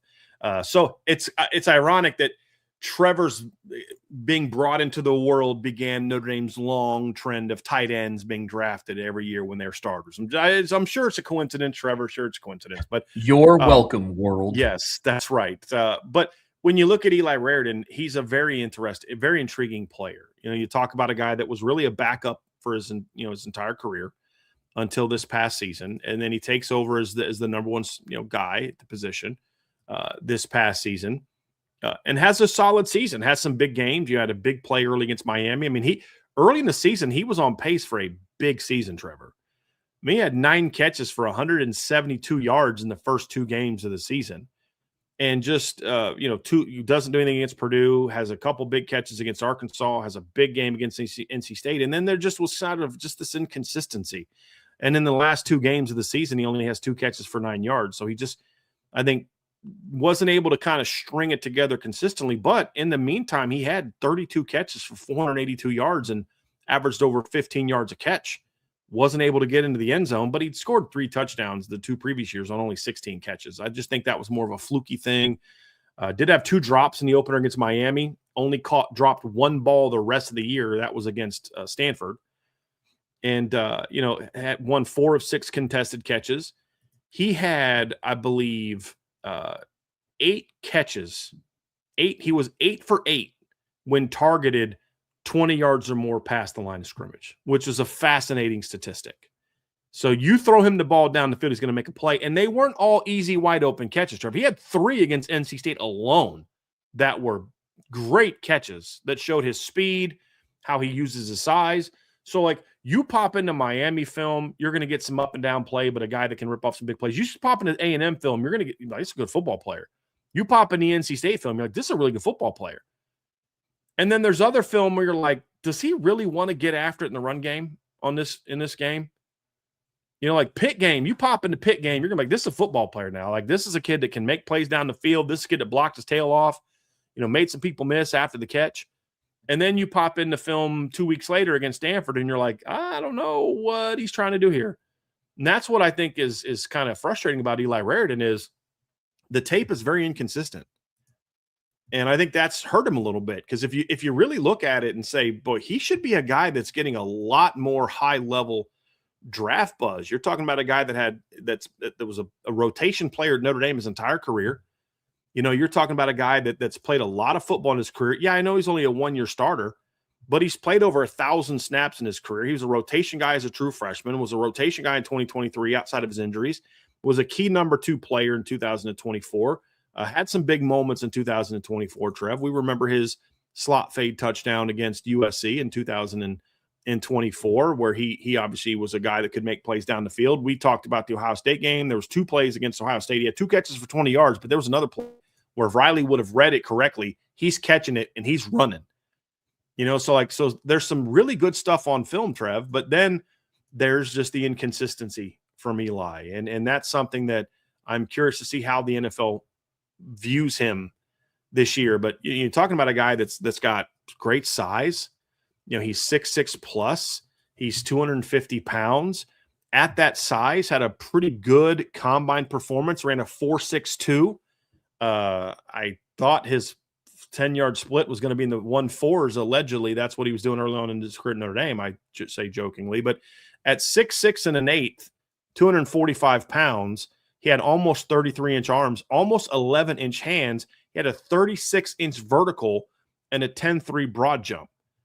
And, he's got good hands. He's a quality route runner. He can stretch the field. He's a vertically oriented tight end. There's a lot to like about his game. I just think the early in his career injury history is going to at least want you to take a second look at the medicals. Then you realize he's played 28 straight games and has been relatively healthy. But it's the inconsistent film that's going to make you wonder, like, who is this kid? But there's a lot to like about Eli, and I think it just comes down to how bad does he want it? How bad does he want to be a successful NFL football player? Because I think the tools are there for him to be a guy that can be a late day 2, early day 3 guy that somebody takes a chance on, and you're like, boy, I'm sure glad we did that. Because I think Eli's best football's in front of him, and he's been a backup most of his career. And he had a redshirt freshman quarterback as his quarterback and, as his thrower in 2025. And he also was on an offense where he had the 2 best running backs in college football. And, it wasn't really a year for him to be built around the way that Michael Mayer was or Tyler Eifert was, you know what I mean? But there's some tools there to work with. So we'll see how the NFL views him. But I think you said, Trev, 4th and 5th round is almost exclusively where we've seen him in the mock drafts that we've seen going into this. Yeah, he's a very interesting draft prospect. On paper, you would think that he should be going in the, late day 2, very early day 3 by just looking at him on paper. Starting tight end at Notre Dame, 6'6 plus, 250, 4.61 40-yard dash time. And relative to some of the other guys that ran it, like Kenyon Sadiq or an Eli Stowers, I know it's not going to blow anybody away. You compare it to the tight ends in the league now, that's a good 40 time. 4.62 is a good 40 time for a big, long tight end. His skill set, big picture, as a vertical pass catcher, somebody is an impact run blocker, I think could be huge. But you said it, Brian, it's just the level of consistency with him. Mm-hmm. That's the thing. Eli Raridan has his best football in front of him if he wants the best football to be in front of him. Yep. That's going to be the biggest thing with him, because if he does, I could see in a couple of years we're looking back and talk about, hey, that was a steal in this draft. This is a productive player. Not a steal in the sense that Eli Raridan is now the number 1 tight end in the entire NFL, and I can't believe he went in the 5th round. But this is a productive guy. I felt that way about Tommy Tremble, but people don't talk about him in kind of that Notre Dame lore of being tight end. He started for the Panthers the last 2 years. He's been a very quality piece to their offense. I could see Eli Raridan being that if he takes the initiative to be a more consistent player. Very interested to see where he goes this year. Very, very interested. That's for sure. There are a couple other players here, Brian, that we wanted to talk about. We've highlighted some of the guys that, and you can correct me if you have, maybe not necessarily correct. You can tell me if you have a different opinion. The 5 guys that we talked about, Jeremiah Love, Jadarian Price, Malachi Fields, Billy Schrauth, Eli Raridan, those are 5 guys that I'm confident in saying they're going to get drafted. Yes. Like if I'll be shocked if those 5 aren't. Yeah. Exactly. Like you tell me who gets drafted, I would list off those 5 guys. The other guys, I'm not as confident in. One of them I am, and that's Emil Wagner. He started at right tackle at Notre Dame for the last 2 years. We talked about the injury history with Billy Schrauth and with Eli Raridan. That is something that Emil Wagner has not had. He has started all 28 games since he entered the starting lineup, which has been big for him. Was named a captain in 2025, a leader in the room, exceptional young man. I mean, it was Pete Bravacqua, Notre Dame's athletic director, that said it wouldn't surprise me one day if he ran for president and I'd vote for him. Mm-hmm. You know, he has that level of character. He has that prowess about him as a person. But as a football player, that's one of the reasons why it's kind of he's the last of that group that I can for sure say, like, I'm confident that he gets drafted, but not as confident as the other 5 players that we mentioned. Yeah, I'm not super confident that he'll get drafted. I think anytime you get past round 6, it's a bit of a crapshoot. You know, like, are teams looking for tackles, or are they looking for gunners on the scout team, or I mean on the special teams? You know, like that's the thing we don't know. And the thing with Emil is, you know, he's not a real big kid. He's long. You know, at the combine he measured in at 6'5" and 7'8", so just a hair under 6'6", 306 pounds, which is good weight. 34.5-inch arm length, which is outstanding, 10.25-inch arm. So like the body, like it looks the part from the upper body up. The problem is when you look at him, you see a guy that does have a thinner lower body. And that's been the issue we've talked about for a long time with him, Trev. It's just that thinner lower body. He doesn't carry a lot of that power. You know, you watch him run the 40. He's running with good form and good technique. He looks like an athlete, but then he runs a 5.02, which is kind of middle of the pack. He had a 9-foot broad, which is in the bottom half of the offensive tackles. His 3-cone and shuttle that he did at the Notre Dame Pro Day would have been in the bottom 5 or so of the combine had he done those at the combine. The issue is Emil was a pretty good athlete coming out of high school. The question that I had at the time, because I gave him a top 250 grade, but I said he had 5-star upside. The big question was, would he be able to add the necessary weight? Because he was like 250 pounds. And maintain his athleticism and explosiveness. And the reality is he just wasn't able to. And you saw the frame. You watch the film, Trev, and you got him and Gerby Lambert next to each other, and then Eli Reardon. And I'm like, Eli might be wider than Emil in the lower body, and the hips on down, or at least they look similar when they're next to each other from the hips on down. And that's just kind of been the issue is he's a great kid, try hard kid, great leader, captain. But he wasn't able to maintain the level of athleticism to put the weight on, and he's not a super powerful kid either. He's a solid run blocker. He's a solid technician for the most part. He had a brutal performance against Miami. I still don't know what that was. But he just didn't make that jump in year 2 as a starter. We didn't see him build on the 24 season, where in 2024, he was their most consistent, steady offensive lineman. He was more up and down as a senior in 2025. And then I think that's hurt his draft stock a little bit. So now it gets into, okay, how much the value do you put on his experience? How much value do you put on his character? How much value do you put on maybe his potential to play inside? So he has to have some versatility to provide depth. Those things are all going to factor in, because he didn't have the athletic numbers to kind of, okay, yeah, this kid's undersized, but man, look at the agility. Look at the foot quickness. His hips got tighter, and the change of direction isn't great. That was an issue for him on film. You know, he just couldn't get out to the speed that Miami had. He couldn't anchor when they power rushed him in those instances. And I just think when you look at it and you project me in the NFL, I think that's the concern. Now, of course, there's always the chance that Emil can fill out when he gets to the NFL. The NFL will be able to put weight on him that your college program can as he gets older and he becomes more of a grown up. And in those, I mean, Mike McGlinchey looks a little bit different. I mean, Mike McGlinchey was still kind of skinny at Notre Dame, and he's a lot thicker now than he was then. I'm like, look, if you're looking for a late round guy that's going to maybe bring some versatility, some dependability, and a high character guy, Emil's your guy. It's just, how do you evaluate the film? It's going to have to be a film draft, because the length is there, but the testing numbers were not great. And now good news is his 40 time was within that window of what they look for in an NFL. He wasn't outside of that. He was like 5'2". He was in that window of like, okay, there's like this, and I can't remember what the number is. It's like in the like late 5'1", low 5'1s and 5'2", where like the success rate for guys that run this 40 time at offensive tackles like really low. So that was good, but the other athletic numbers just weren't there, Trev. You know, the 20 bench press reps aren't great, but he's also got 34.5-inch arms. I would have liked to see him do a little bit more.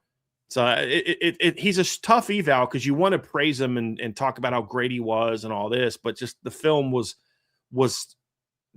not what I hoped it would be in his second year as a starter. And I think that's why we're talking about Emil being a round 7 to undrafted type of guy. I think from what you put together, Trev, I don't know of anyone that had him in round 6. Did you see any that had him in round 6? It's all round 7 or undrafted. And that's kind of where we see it. But hopefully somebody falls in love with him and says, we're going to take a flyer on this kid because the character, the pedigree, the competitiveness, there's some of the film is really good. We're going to take a flyer on this kid late in the draft. One of the things that he provides the team is, to your point, dependability, and the level of injuries that have happened along the offensive line just across the NFL the last couple of seasons has been pretty telling. And Emil Wagner, somebody that hasn't missed a game since he's entered the starting lineup in college. Now, he's not a player that you would draft to then down the road build an offensive line around. You know, he's somebody that he would be a great number 2. He'd be a great rotational guy. So I think that would be huge for him. Very interested to see how that goes. Next guy up here, Brian, is Will Pauling. This is a conundrum for me. You want to talk about testing numbers? If you just look at the testing numbers and his physical capabilities and his physical tools, we should not be talking about him potentially being an undrafted free agent. But that's kind of where we're at with Will Pauling. I have not found a mock draft yet with him.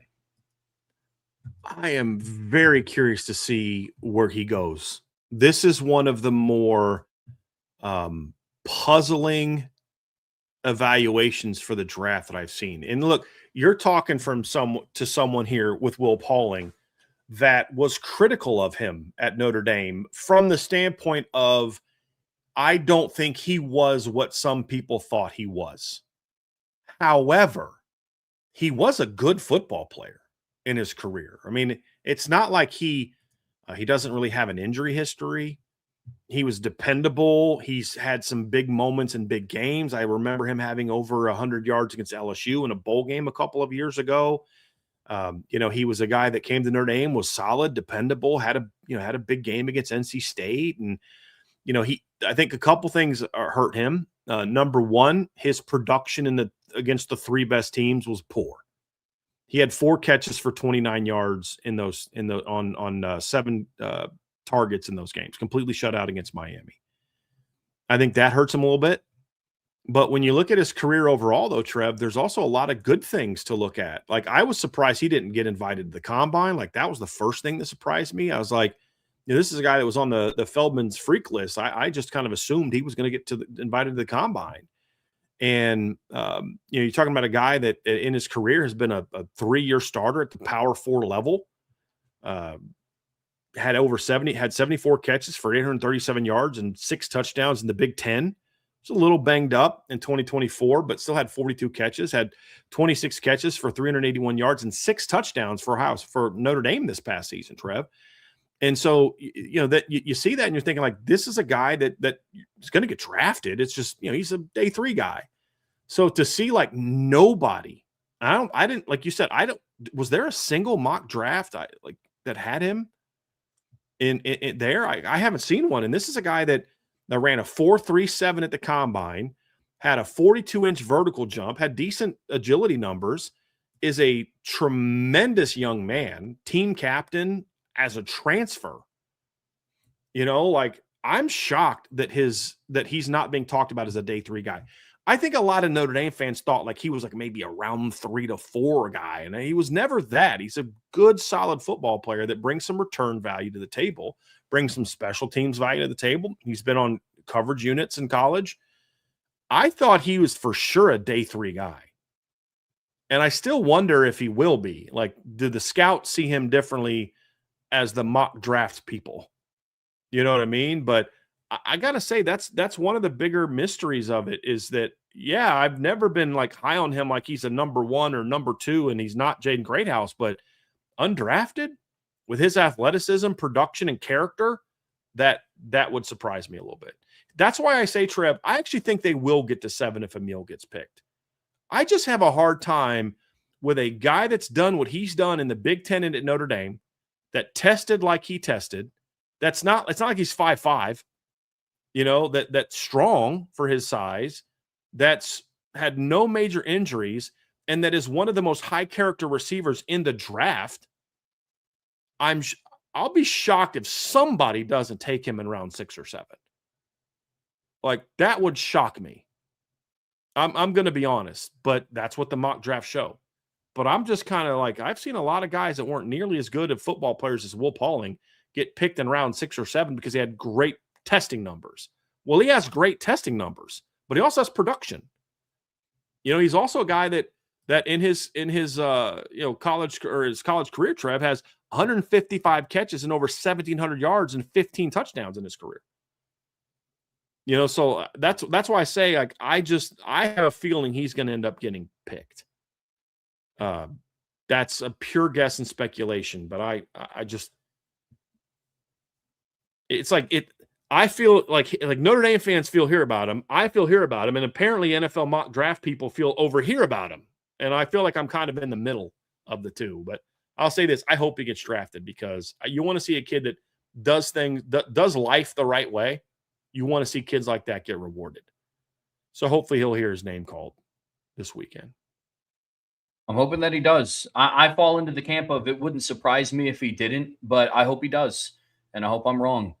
Next guy up, Brian, is Devontae Smith, and we're following kind of the trend of the transfer portal players here. Devontae Smith came in over from Alabama, who he kind of entered their starting lineup in the 2024 season, elected to finish his year at Notre Dame, finish his collegiate career at Notre Dame, where he was going to take over the same position and be a nickel corner. Unfortunately, we didn't get to see the full-fledged force of Devontae Smith due to injuries.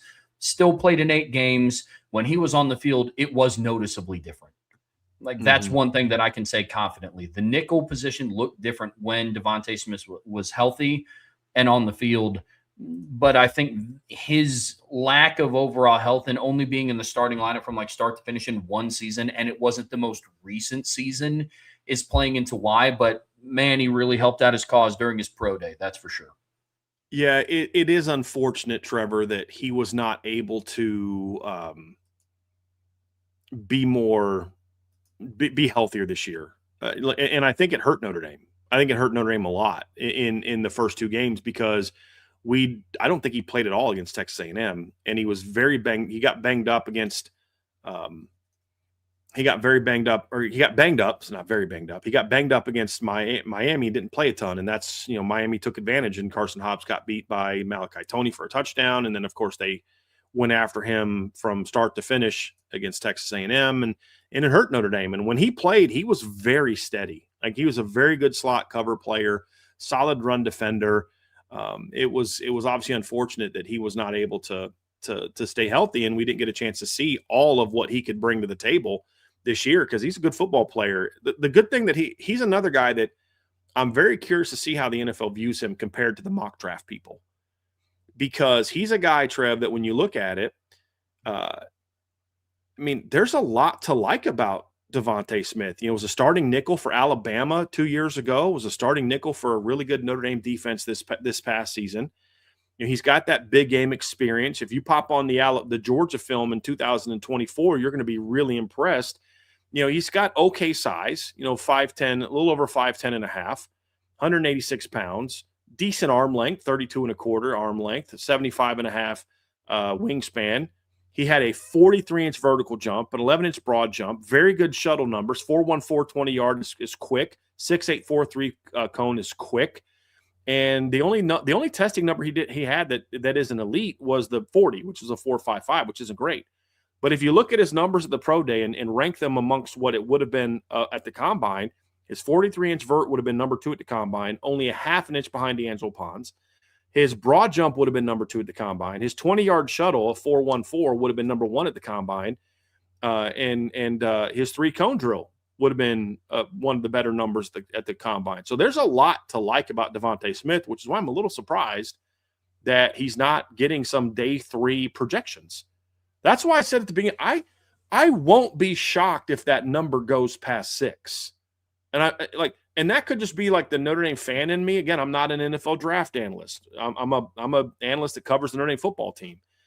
But I just look at these guys, and you're talking about 2 guys that had elite testing numbers not going to get that played a lot of big time football and have a lot of good film, no major injury history. Because like Devontae's injury this year, like little minor just stuff that happens in football. And these guys aren't going to get drafted at all. You know what I mean? Like, I know what the mock draft people are saying. I get it. I'm just giving you my opinion. That's why I wouldn't be necessarily shocked if we see on round 6 or 7 these guys get picked up. Because who do we often see, like, who's that guy get picked up in round 6 or 7 at skill positions? It's some guy that had a great pro day or a guy that had a surprising combine performance or something like that. Well, these two kids both have that, but they have a lot more production in big-time football. And so if the mock draft people are wrong, I think it's these two kids that they're going to be wrong about, meaning they get picked.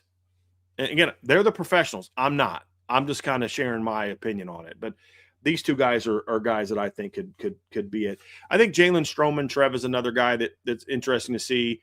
I think the thing that hurts Jalen is what Jalen Stroman lacks compared to those two guys is the athleticism. He doesn't have – he's got good size, 6 foot, 203 pounds, but he ran a 4.69, had a 4.41 20-yard shuttle, 7.18 3-cone drill. That lack of athleticism is going to absolutely trump everything. And I know he was a guy that when he transferred to Notre Dame, there was some talk about how he had some day 2 draft grades at Virginia Tech. That pro day performance would have completely sabotaged any day 2 draft projection that he would have had if that was still going on. And I think that's going to make it hard for him to get picked up. But he's a guy that could maybe be a special teams fella. Obviously, some other Notre Dame players. Junior Tuilamaka, I think, is a guy that there's some really good film of Junior, really good film, but 6'1 and a little over 6'1 and a half, only less than 31 and a half inch arms, only a 75 and 5/8 wingspan's not great, only a 29 and a half inch broad. 4.75 in the 20-yard cone, 7.45 in the 20-yard shuttle, 7.45 in the 3-cone drill. Those are not great athleticism numbers. I think that's going to hurt his stock. Jared Dawson is a guy that I thought had a pretty good pro day for Notre Dame. 40 wasn't great. 9.99 broad was, 32-inch vert, 4.65 in the 20-yard cone drill. His 20-yard shuttle of 4.65 would have been number 1 at the combine, as would his 9.9 broad jump, 4 D tackles. He also, Trev, had over 33.5-inch arms and an over 82-inch wingspan, which for a guy that's only 6'1 is really impressive. He's another guy that's got a lot of production, played a lot of football that you can see, like, does he get picked up? I just think the lack of size is going to hurt him a little bit. But he's another guy that I'm surprised is getting no day 3 love from the mock draft people. So that'll be interesting. And then the other, Jordan Patelho, had really not a good pro day. Shorter arms, 31-inch arms at 6'2", 247. Ran a 4.84, 4.24 20-yard cone was very good. 20-yard shuttle was pretty good. 7.1 3-cone was pretty solid. It's 9 and 10 broad, solid. 36.5 vert is real solid. None of it was good enough, in my opinion, to overcome just the lack of production in his career and the injury history. So I don't have a lot of thought there, but there's one other player that I want to talk about, Trev, and this is an interesting one. Let's talk about Gabriel Rubio. Because of all the guys we talked about, there is film of Gabriel Rubio that you're going to look at and say, that is really good film. We're talking playoff film, big game film. He's an inch, 6'5", 321, over 33.5-inch arms, 81 wingspan, did 26 reps on the bench, 5.24. Here's where the 5.25 40-yard dash wasn't great. It would have been the second slowest at the combine. But his 3-cone and his 4.80 and his or 7.62 and his 20-yard shuttle 4.80 were pretty good for a 320-pound guy. And so he's an interesting one. Size, check. Played lots of big snaps, check. But, he's been suspended in his career. He's been injured almost every single year. That's the thing that really hurts Gabriel Rubio. Because there's a lot of things that if you take that part out, the film, the size, the quickness, the power, they're going to watch that film against Georgia where he bench presses a guy with one hand, reaches out and drags a running back down with the other hand and be like, this guy can play. But it's just you could never count on Gabriel Rubio being healthy for an entire season. And I think that's the thing that is really derailed any potential draft stock that he might have had. And we see that very much the same. I mean, the unfortunate reality with Gabe Rubio is that. And then some of the dark side of the going into the film is the inconsistencies that they'll see in the film because the highs are exceptionally high. You know what I mean? Like that's what I love about Gabe Rubio.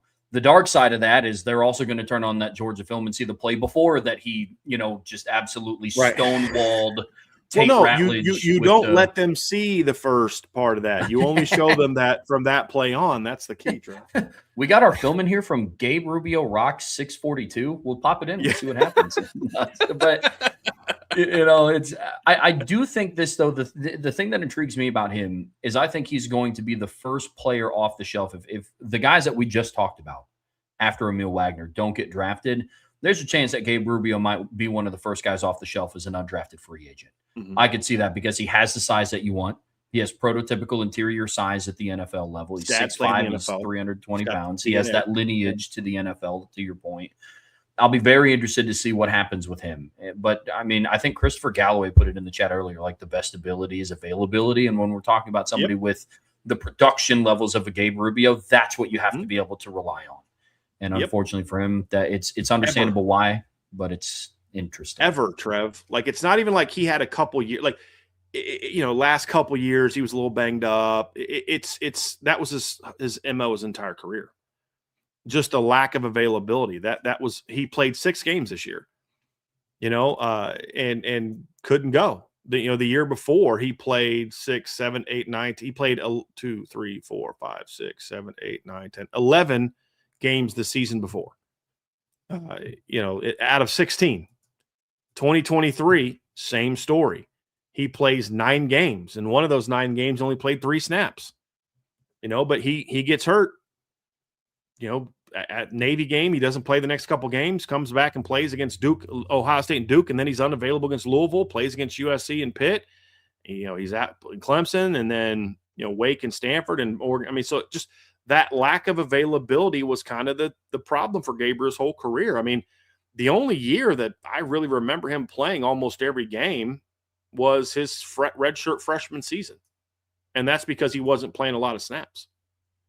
So, it's disappointing because Gabriel has got listen, if you just look at the film and you don't look at like what game he's playing in, just show the film, you're going to be like, dude, this is a draftable football player.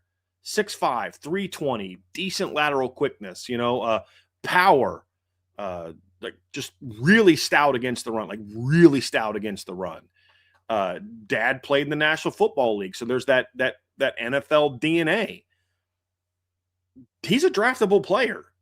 It's the other thing. It's not just the injuries, but then he misses a spring because he's dealing with some off the field issues. It's that kind of stuff. Like, you can't have all those things going on. But this is why I say, Trev, as we wrap it up, when I think of the draft, I understand where you're coming from, and I agree with it. Like, the people that do this for a living don't think all these kids are going to get drafted. And so I get it. I'll just say I won't be shocked if several of these players do end up getting picked in like round 6 or 7. I just do, because this Notre Dame defense has been too good the last few years. And the one side of the ball, the last couple years, we've seen guys get a little bit overdrafted outside of the Riley Mills injury, has been defense. Benjamin Morrison got picked sooner than some people expected him to get picked. All the 3 linebackers got picked a little bit higher than people thought. I saw a lot of stuff with Jack Kaiser like round 5 and 6. He went in early round 4. Maris Leofau was early, round 3. J.D. Bertrand went in round 5. And I think the success that we've seen Notre Dame defensive players have in the NFL, Julian Love, Xavier Watts last year, who got underdrafted, in my opinion. And then you're like, look, well, we did underdraft that guy, and look what happened. You know what I mean? Like, I wonder how that impacts these guys in the late of the draft. At what point does Notre Dame under Marcus Freeman start getting some of that benefit of the doubt because of, hey, you guys are drafting these guys here, and look what they're doing when they get to the National Football League? That's something I'm very interested in. and saying, and that's why I could potentially see maybe a couple. I'm not saying they're all going to get drafted. I'm not going to have like an 11-man draft class, but I won't be shocked if they have more than maybe what some of the draft analysts are talking about. Because like somebody in the chat said it, after round 3, it's kind of a crapshoot when you talk about predicting who will and won't get drafted. It really is. And so I'm very curious to see if maybe some of these guys that you and I are surprised, like, man, Will Pauling's not going to get drafted at all. Devontae Smith going to get drafted at all. Dawson's not going to get drafted. I thought Jared Dawson was very good for Notre Dame this year. He's not going to get picked at all. And so we'll see. We'll see if that's how it turns out. Could it be maybe a little bit busier than maybe some people think? We're going to find out. We're going to find out. And here's to hoping that it will. I'm with you. But, folks, that's going to do it for us here today on the Irish Breakdown Podcast, brought to you by our friends over at FanDuel. Now, if you haven't gotten enough IB content, which I know you haven't yet, guys, go live on IB Nation Sports Beat here in about 55 minutes, talking Notre Dame D-line. So you're not going to want to miss that conversation. On your way out of this show, be sure to hit that like, hit that subscribe, hit that notification bell. Be sure to share this podcast with your friends, family, anybody that you know loves college football and Notre Dame as much as you do. But as always, the best way to support what we do here is subscribe to the premium message boards at boards.irishbreakdown.com. Brian and I will be back tomorrow for the midweek rundown, a show that you guys are not going to want to miss. But until then, enjoy your evening. Have a fun and safe night. And until tomorrow, that'll do it for us here on the Irish Breakdown Podcast. Have a wonderful evening.